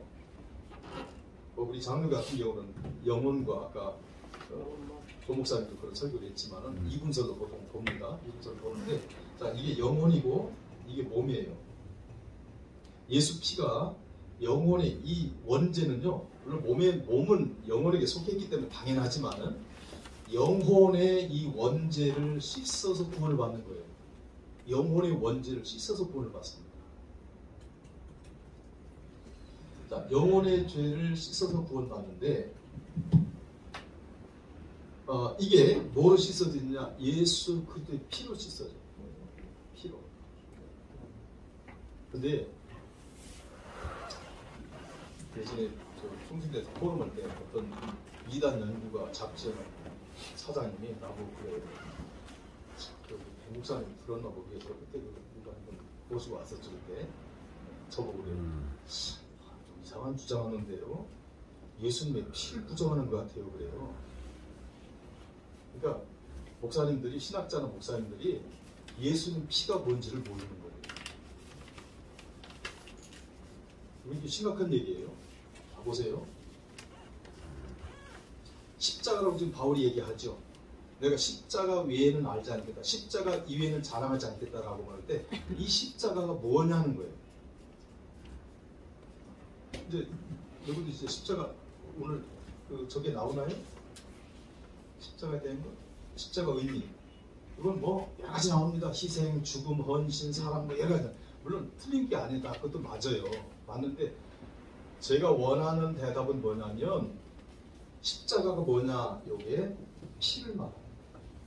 누구의 피? 예수의 피. 근데 이건 피는 뭐냐면 이건 생명을 의미합니다. 생명. 누구의 생명? 예수의 생명. 그래서 구약성에서 피채 먹지 말라고 하면서 뭐냐면 피의 중요성을 강조시킨 겁니다. 피채 먹지 말라. 이건 피가 너무 중요하다. 왜? 피는 생명이라고 그랬죠. 피는 생명이기 때문에 피가 너무 중요하다. 피를 함부로 먹지 말라. 피채 먹지 말라. 이건 장차 십자가에서 흘리신 예수 그리스도의 피를 설명하기 위해서 구약시대 이스라엘 백성들을 훈련시킨 겁니다. 피채 먹지 말라. 그런데 이 피는 생명을 의미해요. 그러면 자 예수님 십자가에 흘리신 피로 죄 씻음 받는 거 인정하지요? 피로서만 죄를 씻음 받지요. 죄를 씻음 받아야 구원 받지요. 그렇죠? 근데 이 피를 어디에 뿌려요? 영혼에다가 뿌리는 거예요. 영혼에다 뿌리면요 무슨 현상이 나오느냐? 예수님의 생명은 영원한 생명이기 때문에 예수님의 생명은 단생이 아니라 영생이기 때문에 영원하신 예수님의 피를 내 영혼에다가 뿌려버리면 이 영혼이 살아나. 죄 씻음 받으면서 동시에. 이걸 구원이라고 그러고 이걸 영생이라고 그래요. 고린도전서 6장 11절을 보면 성령께서 그리스도의 피로 씻는 장면이 나와. 중생과 거룩함을 이루어. 뭐가? 성령이. 그래서 성령께서 그리스도의 피를 내 영혼에다가 적셔서 내 영혼의 죄를 씻어서 살리는 것. 이거를 성령세례라고 해. 성령께서 피를 가지고 오기 때문에 이걸 성령세례라고 합니다. 성령세례는 단회적 사건이죠. 춘봉 같은 데서는 뭐 구원받고 나서 몇 개월 있다 또 뭐 성령세례 받. 이건 잘못된 거예요. 성령세례는 단회적 사건이에요. 예수 피를 말하는 거예요. 그럼 성령께서 그 피를 가지고 오는 역할을 하기 때문에 이걸 성령세례라. 그러니까 예수 그리스도의 피 속에 내 영혼을 잠겨서 우리의 죄를 씻어줘서 구원해 주는 거예요. 이걸 누가 하느냐? 성령님이 하시는 거예요. 이걸 성령세례라고 말해요. 그런데 이 피가 무슨 피인지를 몰라요. 많은 목사님들. 이거 무슨 피겠어요? 물어보면 잘 모를까봐 내가 미리 얘기할게요. 제가 물어볼게요. 생물학적 피를 말할까요? 영적 피를 말할까요? 그럼 훨씬 대답하기 쉽죠. 영적 피를 말.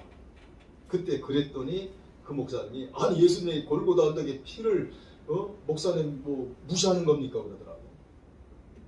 여러분 골고다에서 예수님께서 흘린 피는요 표적의 피입니다. 눈에 보이는 표적이야. 영의 피를 흘린다는 것을 설명하기 위해서 예수님 육체에서 피를 흘려서 죽으셔. 동시 사건이지요. 그럼 제가 육신의 피를 무시하는 게 아니지요. 그런데 우리 영혼의 죄는 이 영혼은 보이지 않습니다.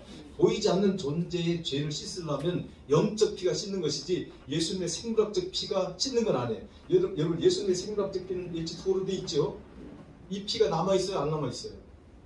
골고다인데 2000년이 됐는데 그 피가 지금 남아있어요? 없어요? 아니 없는 피를 어디다 갖다 뿌려요. 영혼을 보이지 않는데 어디다가 그 피를 뿌리냐니까. 이건 표적이에요. 영의 피를 흘린다는 표적이야. 여러분 또 예수님의 영이 죽었느냐 안 죽었냐가 또 나오겠지.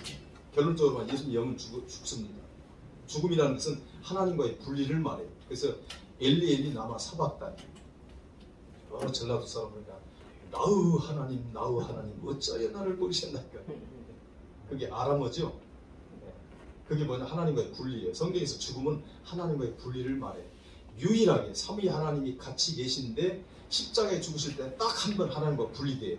왜? 그래야 예수님이 혼자 십자가에 죽으시니까. 이러면 또 삼위일체에 대해서 설명해야 되겠죠. 지난번 국제신대에서 그 지지난주 얘기 때문에 먼 얘기가 아닌데 여자 목사님이신데 이분이 삼위일체를 어떻게 알고 있냐면 양태론으로 알고 계시더라고. 철저히 믿고 있는 거야. 근데 성경도 많이 아는데 양태론으로 믿고 있더라고. 그래서 내가 그거 그렇게 주장하면 그 이단 사상이 큰일 납니다고 내가 설명했더니 안 그렇다는 거예요. 그래서 다른 목사님 가만히 계신데 그 목사님 그러길래 내가 쭉 양태론에 대한 설명을 했어요. 이렇게 사면 그래서 내가 그런 얘기했어요. 양태론이면 그럼 하나님 아버지가 예수님이고 아들이고 아들이 하나님 아버지 똑같다 그러면 그럼 십자가에 누가 죽었느냐 그랬어요. 십자가에 누가 죽어요?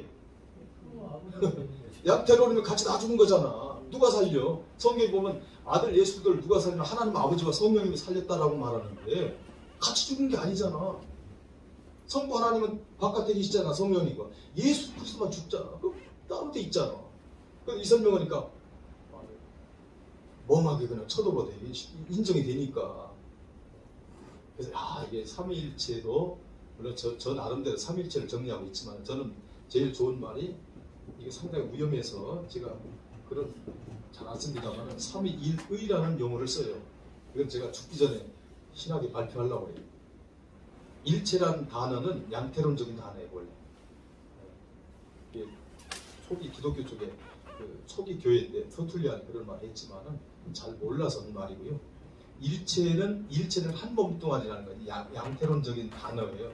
그보다 제가 부인하는 게 아니고 그보다 더 좋은 표현은 삼위일의, 즉 성부와 성자와 성령이 독립적으로 되어 있는데 이게 하나다.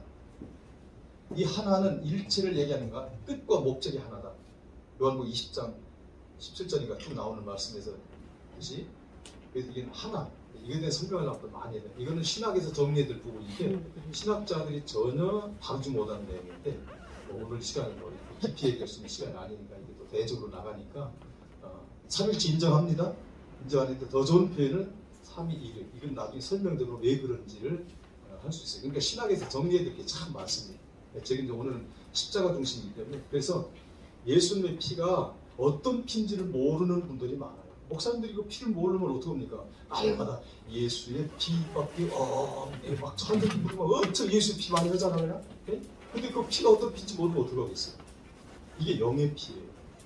왜? 영혼은 보이지 않는 존재이기 때문에 보이지 않는 존재를 씻는 것은 예수님의 영의 피로 씻습니다.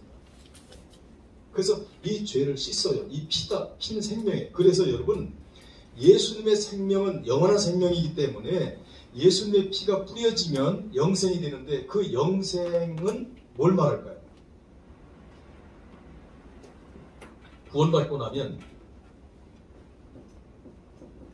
영생은 구원받고 나면 영생을 얻죠. 그죠? 네. 하나님이 세상을 이처럼 사나 독생자를 주셨으니 누구든지 저를 믿는 자나 멸망치 않고 영생을 얻으리로다. 아멘이시죠? 네. 영생은 뭐냐면 영원히 한 번 살아나면 잃어버리지 않고 중도에 잃어버리지 않고 영원히 사는 것을 영생이에요. 이터널 라이프. 영원히 사는 걸 영생이라고 그래요.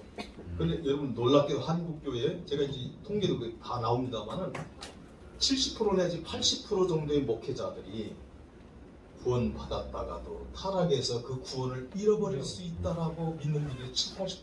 많습니다. 우리 합동치기도 많습니다. 그렇게 믿는 분들.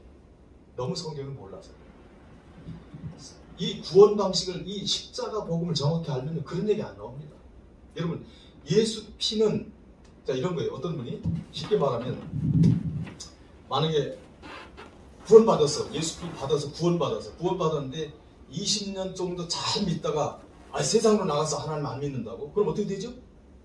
그래도 구원 그럼 어떤 분들은 안타까운 것 중에 내 밖으로 아니 근데 그분이 돌아오는 거지. 20년 정도 구원받아가지고 구원받은 상태에서 20년 정도 믿다가 이거 하나님 안 믿는다고 절로 갔어? 그럼 어떻게 됐을까? 구원 그럼 취소되죠. 절루가 난 취소돼. 절루가 난 취소돼. 그거는 육신이 미혹을 받는 거예요. 육신이. 근데 육신이 미혹을 받으면 하나님 반드시 징계를 내요. 네. 구원은 안 잃어버리는데 뭐가 있어요? 징계가 딱. 그래서 가장 강력한 징계는요. 후메네와 알렉산더처럼 그냥 육체를 쳐가지고 사단한테 육체를 던지는 거예요. 그러면 사단이 가만 놔두겠어요? 여러분 욥이 사단의 손아귀에 들어가니까 어떻게 돼요? 난리가 나버리잖아. 그것도 은혜예요. 왜? 더 이상 그런 죄를 짓지 못하도록 사단에게 육체를 던져버려요. 하나님 육체 부르는 거지. 고통을 주다가. 그게 징계예요. 그래서 한 번 구원받으면 그 구원이 영원해요. 절대 중도에 잃어버리지 않아요. 제가 성도들한테 설교할 때 그럽니다. 여러분의 구원은 확정되었습니다. 여러분의 구원은 영원합니다. 지금 세상으로 가도 1년에 한 번씩 나와도 절대 구원 안 잃어버립니다. 절로 가도 괜찮아요. 안 잃어버려요. 근데 한 가지 가고 나서요. 진리가 따릅니다. 안 가. 안 간다니까 절로 안 가. 한국교회 신학기가 심각해요. 구원론도 정리가 안 된 게 사실은 기독론, 신론, 기독론도요. 사실은 정확하게 삼위일체론도 정립이 잘 안 돼 있고요. 구원론도 정립이 안 돼 있고요. 종말론도 정립이 안 돼 있습니다. 조지신학 공부 여러분 하지만은 이 명확하지 않은 게 너무 많아요. 그래서 요즘 제가 천국론을 쓰고 있다는 거예요. 구원론하고 천국론.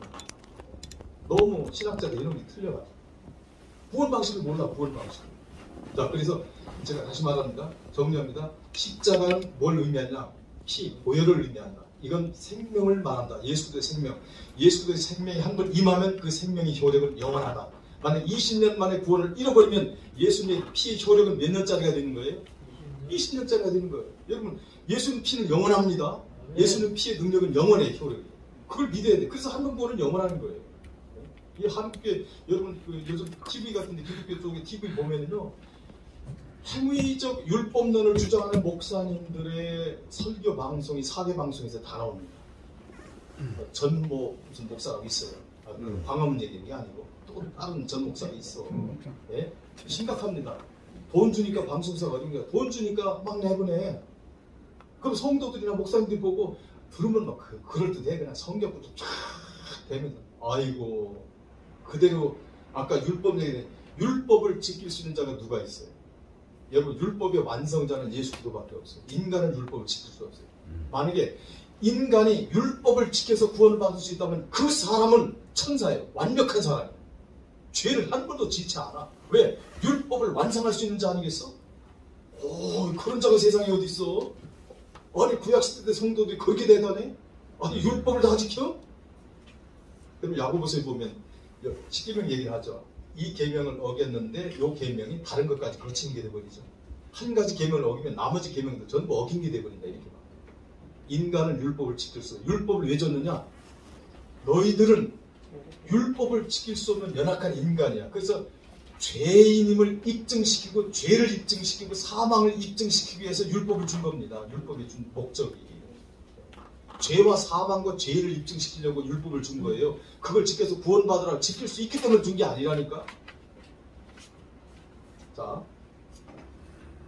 자, 십자가 뭐라고 그랬어요? 피라고 그랬지. 이제 정확한 개념을 이해하셨죠? 피가 십자가다. 그러면 이 구원을 받죠. 구원을 받았는데 끝낼게요. 자, 구원을 받았는데 이 피가 임해서 구원을 받아요. 그러면 이 죽었던 생명이 살아나요? 안 살아나요? 살아나죠. 이걸 부활이라고 해요. 그래서 우리는 이미 영의 부활이 완성이 된 거예요. 그러면 이 부활은 뭐로 이루어지죠? 저와 여러분의 영혼의 부활이 뭐로 이루어졌죠? 영의 부활이? 피로 이루어졌잖아요. 예수는 피로. 그럼 피가 뭐를 가져왔어요? 부활을 가져왔죠? 부활이 영생이니까.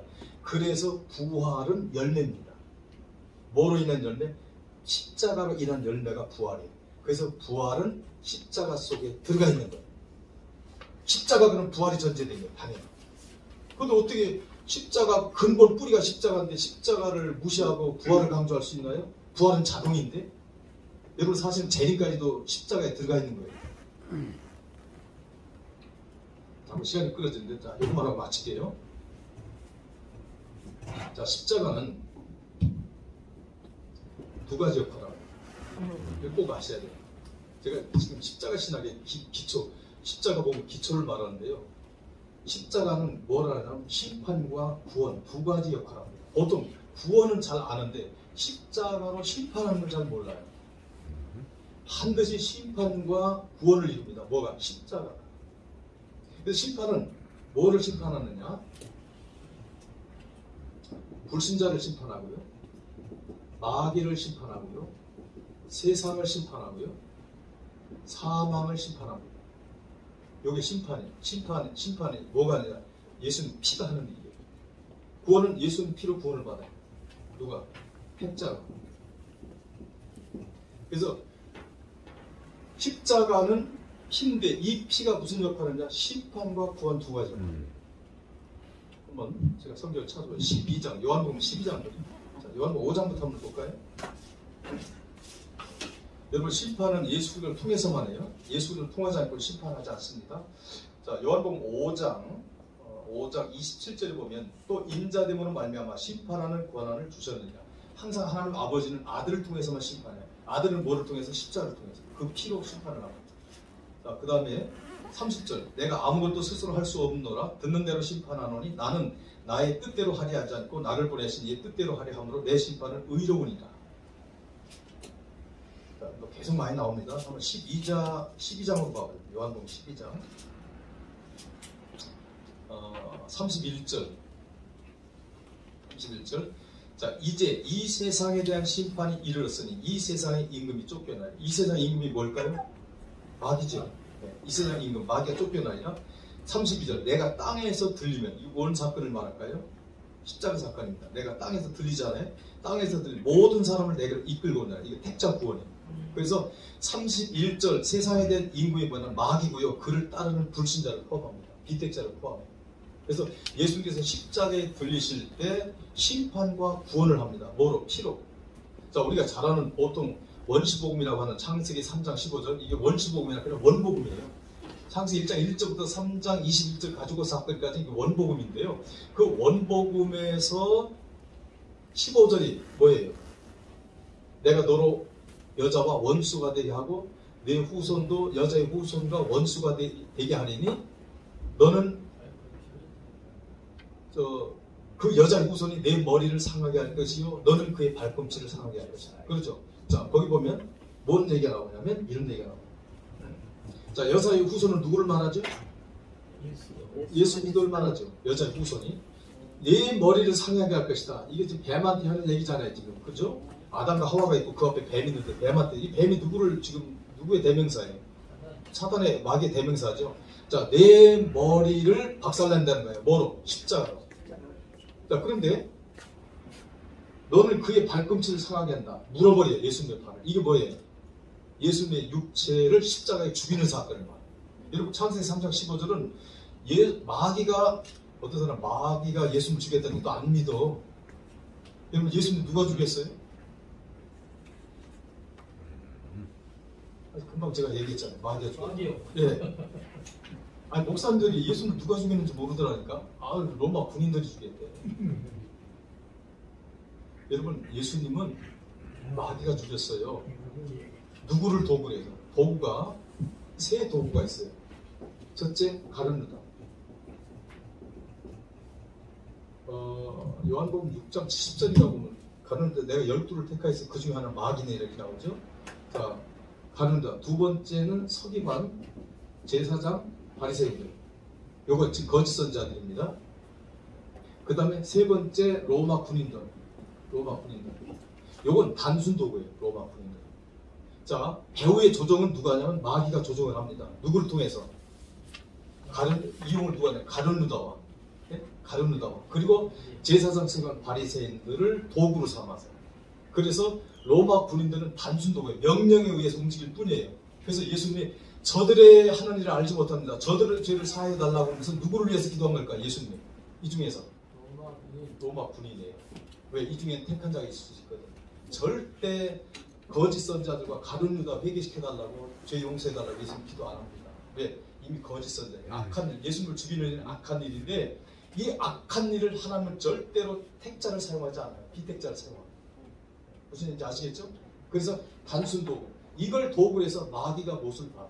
그런데 예수님이 십자가에 죽였는데 예수님이 십자가에 예수님의 발꿈치를 물어 즉 육체를 상하게 해서 십자가에 죽였는데 예수님께서 흘리신 그 피로 마귀의 머리를 박살낸 거 아닙니까? 이게 머리를 상하게 한 거죠. 심판에 이게 마귀 심판이죠. 그래서 민수기서에 보면 이런 게 나오죠. 이스라엘 백성들이 그 반역할 때 불뱀에 물려서 죽죠. 그럴 때 모세가 기도할 때 뭘 만들어 깨달아내라고 하죠? 장대 노뱀이죠. 노뱀이 뭐를 상징할까요? 네? 노뱀이죠. 그 장대에 매달린 게 뭐냐? 십자가 사건인데 거기에 마귀가 못이 박혀진 거예요. 마귀가 못이 박혀요. 그게 마귀 심판이에요. 여러분, 못이 박혔다는 건 뭐예요? 못이 안 벗게 다니면서 자기 권한과 권세를 행사하는데 못이 바뀌었기 때문에 권한이, 핵심적 권한이 뺏겨진 걸 말해요. 이미 십자가 사건을 예표하는 거예요. 그게. 그리고 마귀가 십자가 때 심판받은 것을 이미 예고합니다. 대부분은요, 하늘에서 쫓겨날 때 심판받은 줄 아는데 그거는 정식 심판이 아니에요. 그리고 좀 어려운 용어로 말하면 그거는 창조 때 쫓겨나는 십자가 1차 심판인데 이건 십자가 예비 심판이라고 하고, 본 심판은 십자가 때 심판을 본 심판이라고 해요. 이거 선고 심판이고, 재림 때는 불못에 집어던지는 이거 집행 심판이라고 합니다. 이거 좀 구분해서 말하면 중요한 게 본 심판인데, 본 심판은 언제 하냐? 십자가 때 하는 거예요. 그래서 반드시 십자가는 심판과 구원이라는 두 가지 역할을 합니다. 그래서 여러분 성경을 창세기부터 마지막 절까지 해석할 때 이 십자가 복음을 정확하게 이해하지 못하면 십자가 못 박힌 예수 그리스도와 십자가로 대비해서 해석하지 않으면 모든 해석이 다 빗나가거든요. 그런데 지금 기존 학자들이 해놓은 상당수가 빗나갔습니다. 지금 빗나갔어요. 시간이 많으면 참, 저는 그래서 우리 과정에 오신 목사님들하고 6개월 동안 질문도 해가면서 재밌게 이걸 자세하게 설명을 합니다.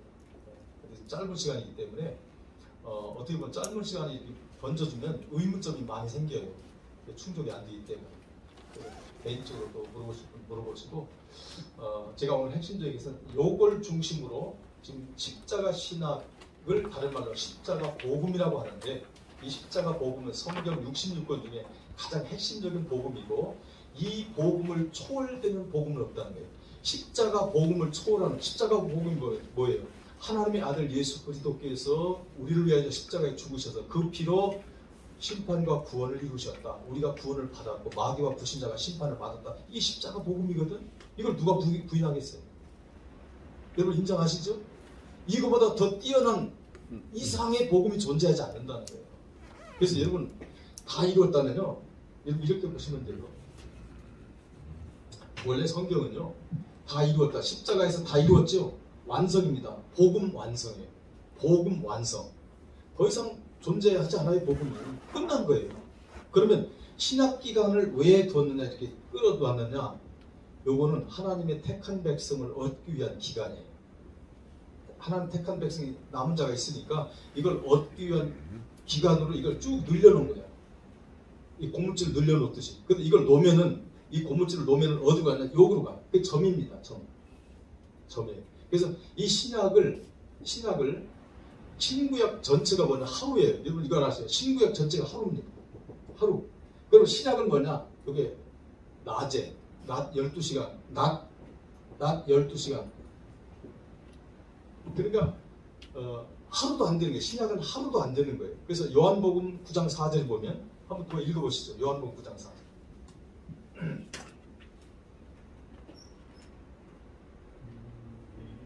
성경 안 가지고 오셨어요? 요한복음 9장 4절. 때가 뒤따짐에 나를 보내시는 이의 일을 우리가 하여야 하리라. 밤이 오리니 그때는 아무도 일할 수 없는. 자, 거기 낮이라고 표현했죠. 이 낮이. 자, 요한복음 11장 9절을 한번 보세요. 요한복음 11장 9절. 한번 읽어보세요. 11장 9절. 예수께서 대답하시되 낮이 12시간이 아니냐. 사람이 낮에 다니면 이 세상의 빛을 몸으로 실족하지 아니하고. 예. 지금 예수님이 뭐라고 말하냐면, 지금 신학기간, 예수님 일하는 기간이 신학기간을 말하는 거예요. 이게 12시간이라. 하루입니다. 하루. 여러분 신약이 하루도 안 되는 거예요. 반나절이에요. 신구약 전체가 하루고 신약이 12시간이에요. 의미적으로 그래요. 상징적으로 그렇다는 거예요. 그러니까 이게 아주 짧은 거예요. 그래서 여러분 종말은요, 요 초대교회 때도 종말이고 지금도 종말이고 앞으로 3,000년 후에 오셔도 그게 종말이야. 왜? 하루이기 때문에. 늘려놓은 거는 신약 기간 동안에 택한 백성을 구원하기 위해서 늘려놨을 뿐이에요. 그래서 항상 짧은 겁니다. 신약은. 인간의 시간을 보면 베드로후서 3장 8절인가에 보면 1000년이 하루 같고 하루가 1000년 같다 그러잖아요. 그러니까 우리 시간으로 볼 땐 이건 몇천 년, 몇만 년 그래. 하나님 볼 땐 그거 순식간이야. 하루도 안 되는 거예요. 하나님 시간으로. 짤막한 우리는 신약 시대를 살고 있는데 전부 지금은 뭐냐? 십자가 성취복음이기 때문에 이 십자가로 계속 택한 자를 개인적으로 구원합니다. 이 구원의 방식은 자세한 구원의 방식을 제 유튜브를 보면은 이제 한번 참고하실 수 있고요. 시간상 더 깊이 얘기하기가 어렵네요. 지금부터 질문을 좀 받고 자연스럽게 받고 마치도록 하겠습니다. 네. 지금 신약이 계시록까지 다 지금 나시라고 하시는데 예. 그럼 왜 이런 울타리 같은 사람들이 많잖아요. 예. 거짓 선지자든 선지자든 이런 사람들이 많이 나오는 이유는 왜 나오는 거 아시는? 그 낮은 예수 그리스도의 십자가 피로 구원을 받는, 즉 예수님께서 일하시는 시간을 그렇게 표현합니다. 그러니까 예수님께서 낮에 예수님께서 일하는 시간인데 항상 마귀와 불신자들과 거짓 선자들은 항상 활동하는 겁니다. 요거는 예수님의 초대교회 때도 활동하고 지금도 활동하고 마지막에도 활동하고. 그러니까 어떤 분들은 저 그리스도를 자꾸 단수로 봐가지고 무슨 종말 때 대환란 때 무슨 뭐 교황이 적그리스도가 이렇게 단수로 보는데 요한 1, 2, 3, 4에 보면 이미 적그리스도가 나와 있으니 다수가 나와 있다라고 이미 사도 요한이 말하고 있어요. 그러니까 왜 적그리스도가 있느냐면 적그리스도라는 말은 그리스도를 반대하는 자를 적그리스도라고 해요. 넓은 의미로 모든 불신자는 다 적그리스도입니다. 그래서 적그리스도는 절대 단수가 아니고 복수입니다. 그래서 이미 적그리스도가 많이 나와 있다라고 사도 요한이 말하잖아요. 요한 1, 2, 3, 4에서 보면 많이 벌써 초대교회 때 벌써 많이 나와 있대. 왜 나와 있냐면 그 적그리스도라는 게 예. 성경에서는 어둠으로 봐야 됩니다. 그렇죠. 다 어둠에 그러니까 어둠과 다시 같이 존재하는데 지금 목사님 하신 것은 지금 낫으로 본다고 하니까 그건 뭐냐면 이런 겁니다. 이 신약 기간 동안에 자 우리가 구원받죠. 신약 기간 동안에 구원받는데 뭐로 구원받느냐면 예수님의 십자가 피로 구원을 받아요. 피로. 그러면 예수님의 영적 활동이 계속되고 있다는 거예요. 그러면 재림이 되면 그때는 밤이 된다. 재림이 되면 이 세상 끝난다는 거죠. 그러니까 예수님의 영적 활동 기간을 말합니다. 낮이라고 해서 예수님의 영적 활동 기간. 그렇다고 해서 마귀가 활동하잖아요. 마귀 활동하죠 항상. 그러니까 예수님이 활동하는 기간을 낮이라고 해요. 저는 그걸 한꺼번에 예. 낫이라고 하는 것을 우리가 있잖아요. 제가 자세히 설명을 안 해서 이제 그런 오해가 있을 수 있어요. 예수님께서 십자가 그래서 이런 거예요. 이걸 조금 자세히 얘기하면 복음서를 읽으면서 이런 말이 나올 거예요. 인자라는 말이 나오죠. 인자가 뭐죠? 사람의 아들이죠. 그러니까 예수님이 이 성육신인 것은 사람의 아들로 성육신을 하셨는데, 자 예수님이 십자가에 못 박혀 죽으셨어요.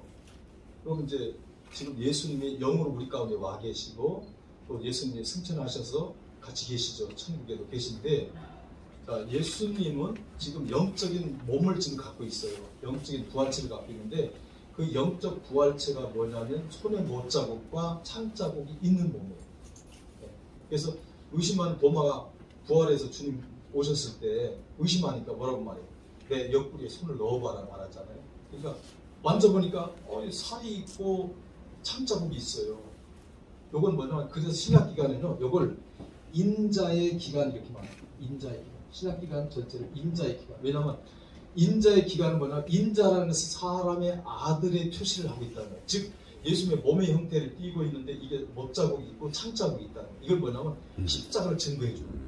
십자가 피로 너를 구원한다. 이걸 증거해 주는 거예요. 그래서 신약 기간은 예수님께서 계속 성령님과 함께 일을 합니다. 구원의 일을 해요.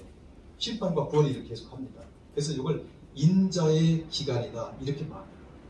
여기서 더 나가면요 어려운 얘기가 나오는데 예수님 재림할 때 어떤 모습으로 재림하느냐, 본체 모습으로 재림합니다. 신학적인 그런 내용, 성경의 진리를 예. 우선 굉장히 수학적으로 딱딱 떨어지게 설명을 하시는데 예. 굉장히 위험한 거거든요. 예를 들어서 예수님 믿는 사람은 부디 주를 믿으면 구원을 받는다. 예. 그 구원은 하나님 약속이고 신실해서 하나님 약속이니까 영원히 괜찮는다. 예수님 사람이 부인할지라도 절해갈지라도 사람이 구원을 변하다는다.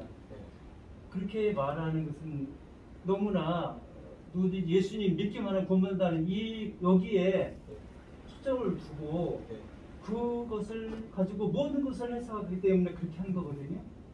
근데 그것을 우리가 그렇게 말하면은 안 되죠. 왜냐면 현실적으로 예수님 부인하고 예수님 저주하고 그럼 다른 주자도 그럼 구원받았습니까? 부인하고 예수님 믿었는데 하나님 떠나고 배반하고 다른 종교를 갔다 이렇게 했을 경우에 가능성이 여러 가지가 있거든요. 처음부터 사람 믿음이 잘못됐을 수도 있고 참신앙 가졌는데 신앙에서 떠날 수도 있고 그럼 그것은 예수님 믿기만 하면 구원을 받고 영생을 얻고 그 약속이 하나님 약속이 있는데 나중에 배반했을 때 다른 종교로 갔을 때 이 사람 구원받아서 하느냐 안 하냐 하느냐 그것까지는 모르겠다 이렇게 말씀하셔야지 그것을 이 사람 예수님 믿으면 구원받은 거다 그건 확실한 것이기 때문에 절해가지고 이 사람 구원받은 것이다 이렇게 말하면 우리가 하나님의 일 구원에 대해서 우리 하나님 아닌데 우리가 하나님께서 말씀하신 것처럼 그렇게 딱딱 이렇게 하는 것이 그렇고요. 그 하루에 대해서도 구약 시대와 신약 시대가 하루다. 이것도 어떤 전제도 없이 그렇게 뭐 하라고 하는 것이 어떤 의미에서 왜 꼭 그렇게 하라고 표현해야 되는지 이해도 안 되는 거고요.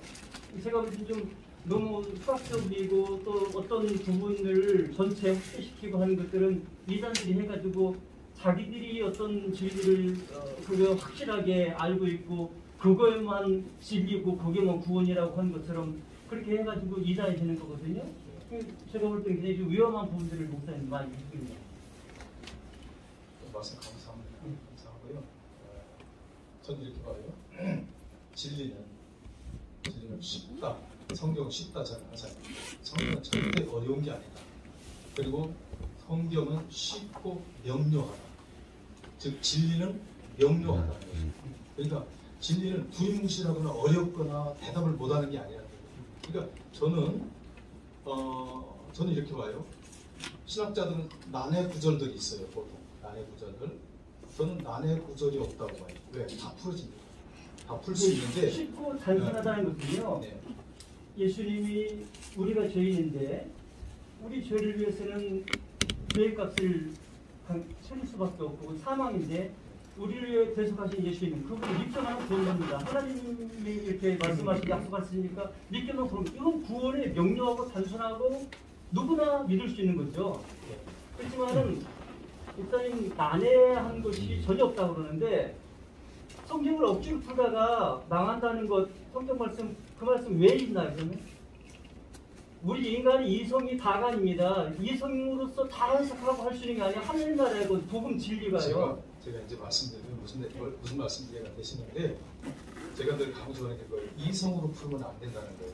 그래서 아까 신학자들 얘기했는데 신학자들 학문적으로 풀라고 하잖아요. 그게 이성이라는 거예요. 그래서 항상 우리는 성령의 감동을 받고 성령의 도움을 늘 받아서 성경을 해석해야 된다는 거죠. 이성이 굉장히 중요합니다. 이성적으로 풀어야 돼요.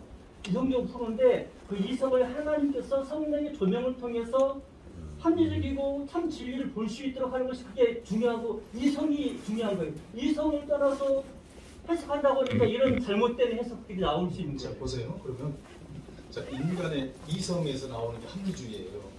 예? 이성에서 나오는 게 합리주의예요. 그리고 이성의 가장 합리주의가 발달한 나라가 독일 사람들이에요. 이성은 합리주의에서 나오는 게 합리주의에서 나오는 게 자유주의 신학이에요.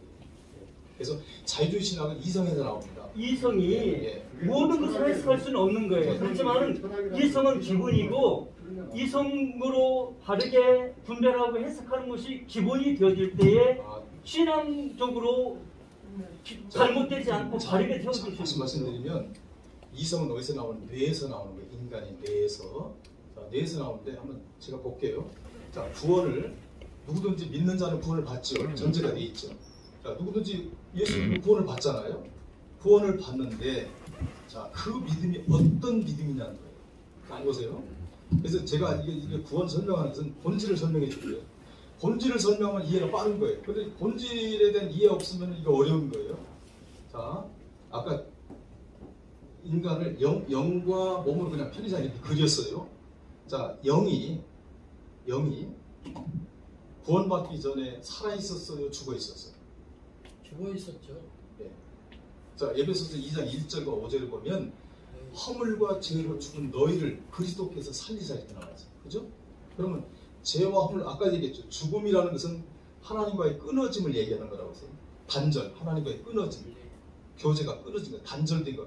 그러니까 예를 들어 꽃꽂이가 있으면은 그건 죽은 거거든. 사실 사는 것 같으나 죽은 거예요. 지금 이게 지금 사는 거예요, 죽은 거예요. 사는 것 같다가 죽은 거. 왜? 뿌리로부터 끊어졌기 때문에. 이걸 죽음이라고 그래요. 자, 그러면 성경은 말해요. 죄와 허물로 죽었다. 너희들이 지금 사망 가운데 있다. 아담의 후손들은 전부 사망 가운데 있다라고 말해요. 자, 영이 죽었어요. 여기서 이성적 믿음이 나올 수 있을까요? 불가능합니다. 이성도 예. 하나님께서 주신 영역이고요. 예. 이 세상을 바르게 분별하고 옳고 그름 분별하고 할 수 있도록 하나님이 이성을 주셨어요. 그러나 이성이 다가 아니죠. 그렇게 말을 해야지 이성으로 해서가 안 된다 말하면 안 되는 거죠. 그것은 거짓으로 미혹할 수 있는 위험성이 그 속에 굉장히 많이 포함되어 있는 것입니다. 보세요. 그래서 제가 항상 본질을 설명해 주려고 해요. 본질을 이해하지 않으면 본질은 누구나 다 보이죠. 목사 말씀하신 것처럼. 아니 이제 우리가 이제 성경의 기초에서 성경의 기본으로 해서 우리가 항상 해석은 성경을 기본으로 해야 되니까 자, 죄와 허물로 죽었어요. 죽은 자에게서 이성이 존재하지 않습니다. 그리고 죽은 자에게서 믿음이 안 나옵니다. 그래서 구원받는 믿음은 인간의 이성에서 나오는 믿음으로 구원받는 게 아니라 하나님께서 그 믿음을 영을 십자가 피로 영을 살려서 하나님께서 그 믿음을 선물로 줘야 그 믿음으로 내가 믿어서 구원받는 거예요. 그러니까 이성으로 우리가 하나님 앞에 구원의 길을 찾아가는 것은 불가능한 거예요. 그렇죠. 그렇지만 하나님께서 복음을 우리에게 들려주시고 성령으로 조명해 주시고 그래서 우리 이성을 하나님의 복음의 진리를 알게 하시고 믿게 하시고 그래서 구원을 받는 것이지 우리 이성으로 구원 받을 수는 없다 이렇게 말하면 안 된다는 거죠. 이성으로 하나님 구원을 우리의 이성을 사용하시는 것이고 이성으로 구원을 못 받습니다. 아 그러니까 이성으로 구원 받는다고 한 적이 없잖아요 제가.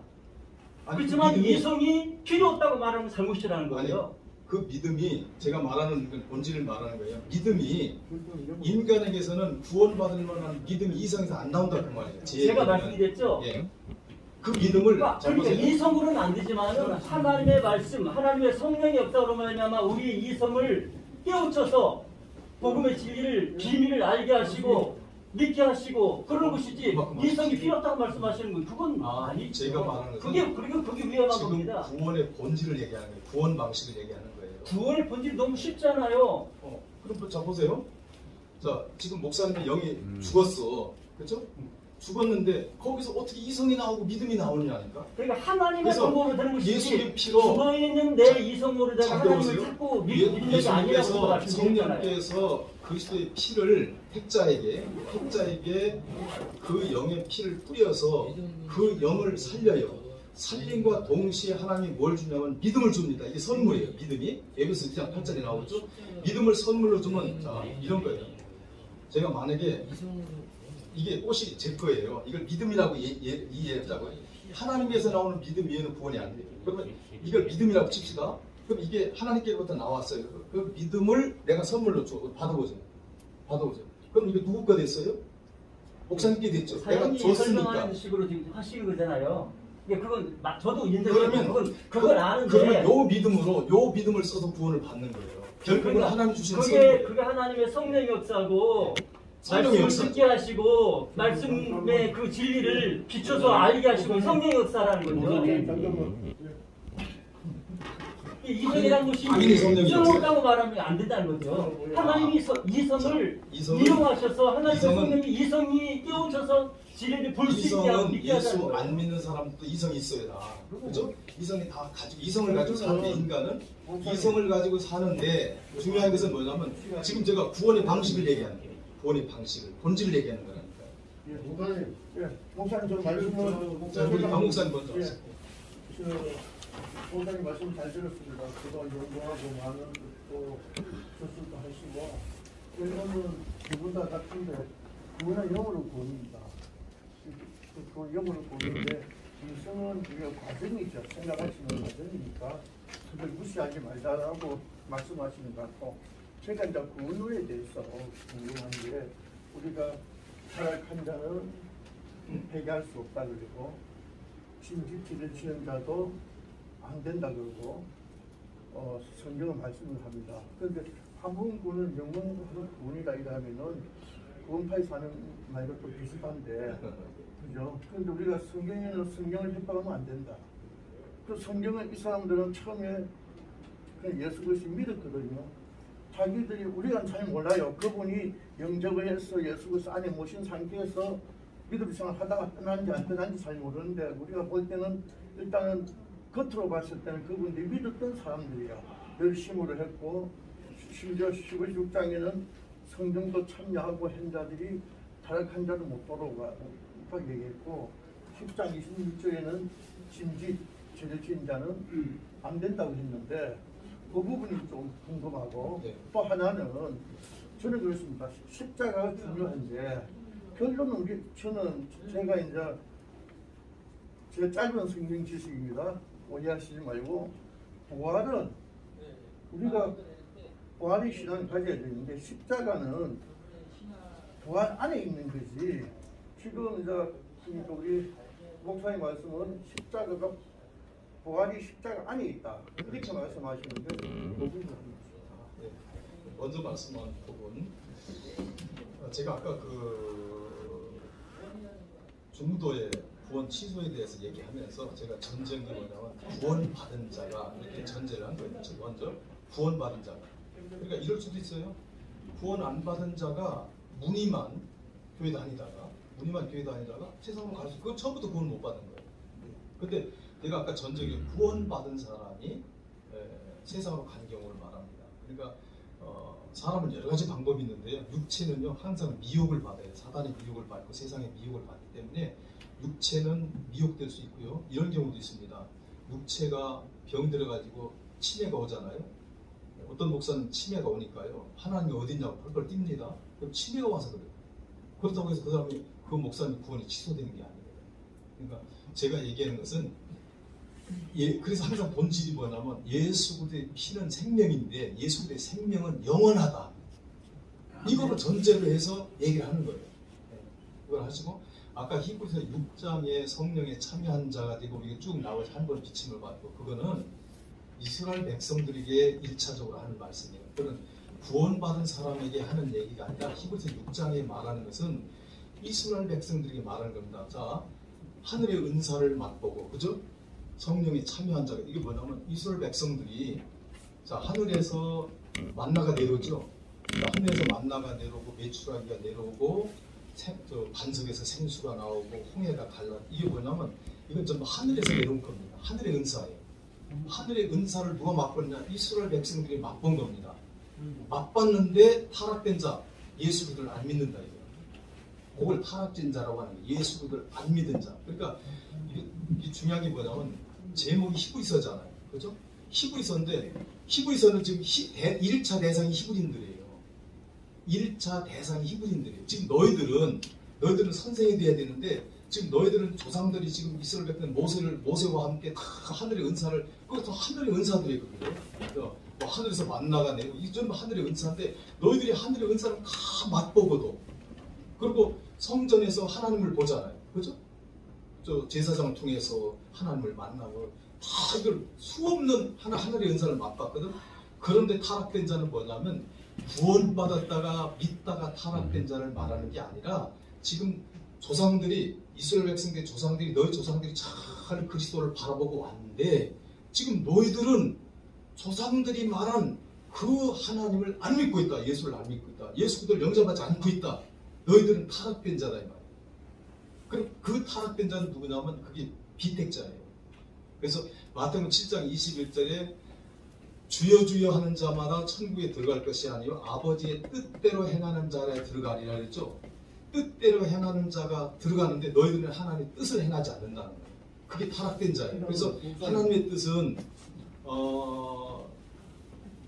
요한복음 6장 40절인가요? 네, 거기 보면 그 하나님 아버지의 뜻은 아들을 믿는 게 하나님의 뜻이라는 거예요. 아니, 보고 있는 거. 예. 보고 있는 거. 그래서 아들을 믿는 자, 아들은 그리스도를 믿는 자가 구원을 받는다. 아버지의 뜻이. 그러니까 마태복음 7장 21절에 말씀 아버지의 뜻이 무슨 뭐 이렇게 일상생활에서 우리가 규칙적인 말씀 계명을 막 지키는 걸 말하는 게 아니에요. 아버지의 뜻은 아들 예수 그리스도를 믿고 믿으라, 이게 아버지의 뜻이라. 그걸 안 믿으면 구원을 못 받는다. 그래서 히브리서 6장은요 보통 구원의 중도에 상실될 수 있다라고 보는 분들이 히브리서 6장을 많이 오해를 합니다. 엄청 본질의 뜻은 그게 아닙니다. 제가 한 절 한 절 해석하는 데 시간이 있어요. 예를 들면 뭐 너희가 지금 완전한 대로 나아가다. 하나님의 신앙도 버리라고 말하냐. 하나님의 신앙도 버리고 완전한 대로 나아가. 하나님의 신앙이 뭐냐면 구약의 예수를 안 믿는 하나님의 신앙이에요. 그건 가짜 신앙이라는 거예요. 완전한 데가 뭐냐면 예수 영접까지 가라는 거예요. 이게 완전한 거예요. 그러니까 완전한 데니까 무슨 믿음상 우리가 말씀을 지켜야 돼. 누가 완전해질 사람이 누가 있어요? 절대 그런 뜻은 아니에요. 그거는 우리는 개인적으로 시간적으로 설명할 시간이 너무 없네요. 네, 그 구원받은 자를 얘기니까. 예, 잠깐만. 이게 사실적으로 3개월에 걸쳐서 강의를 시작 보내기만에 1시간 반만 해야 되지 않습니까? 그래서 오해가 많습니다. 지금 벌써 1시간이 지났습니다. 3시 반이 마치고 4시 반입니다. 그런데 이런 식으로 신앙 문제를 가지고 포럼을 하신 분과 이 질의를 하려고 그러면은 앞과 이가 없습니다. 궁금한 점이 있으면 차라리 3개월 과정을 전체를 다 들어야 됩니다. 그렇죠. 근데 이걸 듣고 이해하는 분은 여기서 그냥 놔두고 만약에 궁금해서 이 일을 제기하시는 분이 있으면은 3개월 과정에 들어가서 들어보면 답이 나옵니다. 그러니까 오늘은 이 정도 선에서 마치고 다 들으려고 그러면 한 시간에 2시간 더 생각합니다. 그러니까 오늘 이 점에서 맞춰주시고 전체를 설명할 수 있는 시간이 없다 보니까 당연히 질문이 나오고 궁금한 게 나오고 저건 아는데 이런 게 나올 수 있어요. 신학을 수학적으로 생각하시니까 지금 말해주는 거예요. 신학인데 목사님 난일 구조에 있다고 생각하지 않는다고 하셨죠. 신학을 나중에 하시고 수학적으로 보는 게 이성적이에요. 수학적으로 보는 게 만나서 하시고 제가 만약에 수학적으로 보면 이성적으로 보는 건데 그리고 신학자들이 변했다고 이성적이라는 뜻을 차워서 이제 그만하시고 그거는 별개로 개인적으로 이제 끝내자고요. 전체에게 이렇게 적용되는 사회자님 들어가셔서 빨리 정리해 주세요. 제가 기도하고 마치겠습니다. 하나님 아버지 감사합니다. 귀중한 시간을 통해서 또 여러 가지 궁금한 부분들의 어떤 그 문제 제기도 되고 우리가 다시 생각해 볼 수 있는 그런 시간도 주심을 감사합니다. 성령께서 우리의 시각을 열어주셔서 잘 깨달을 수 있도록 은총을 베풀어 주옵소서. 예수님의 이름으로 기도하옵나이다. 아멘. 수고하셨습니다.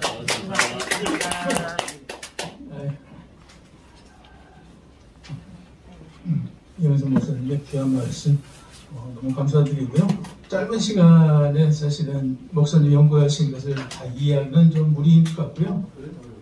좀 더 알고 싶으신 분은 또 뭐 개인적으로 또 연락해서 여쭤보고 또 강의에 참여하셔가지고 하시면 굉장히 많은 도움이 될 것 같아요. 저도 몇 가지 궁금한 게 있었는데 너무 시간이 많이 걸려서 오늘 이것으로 마치는 걸로 하겠습니다.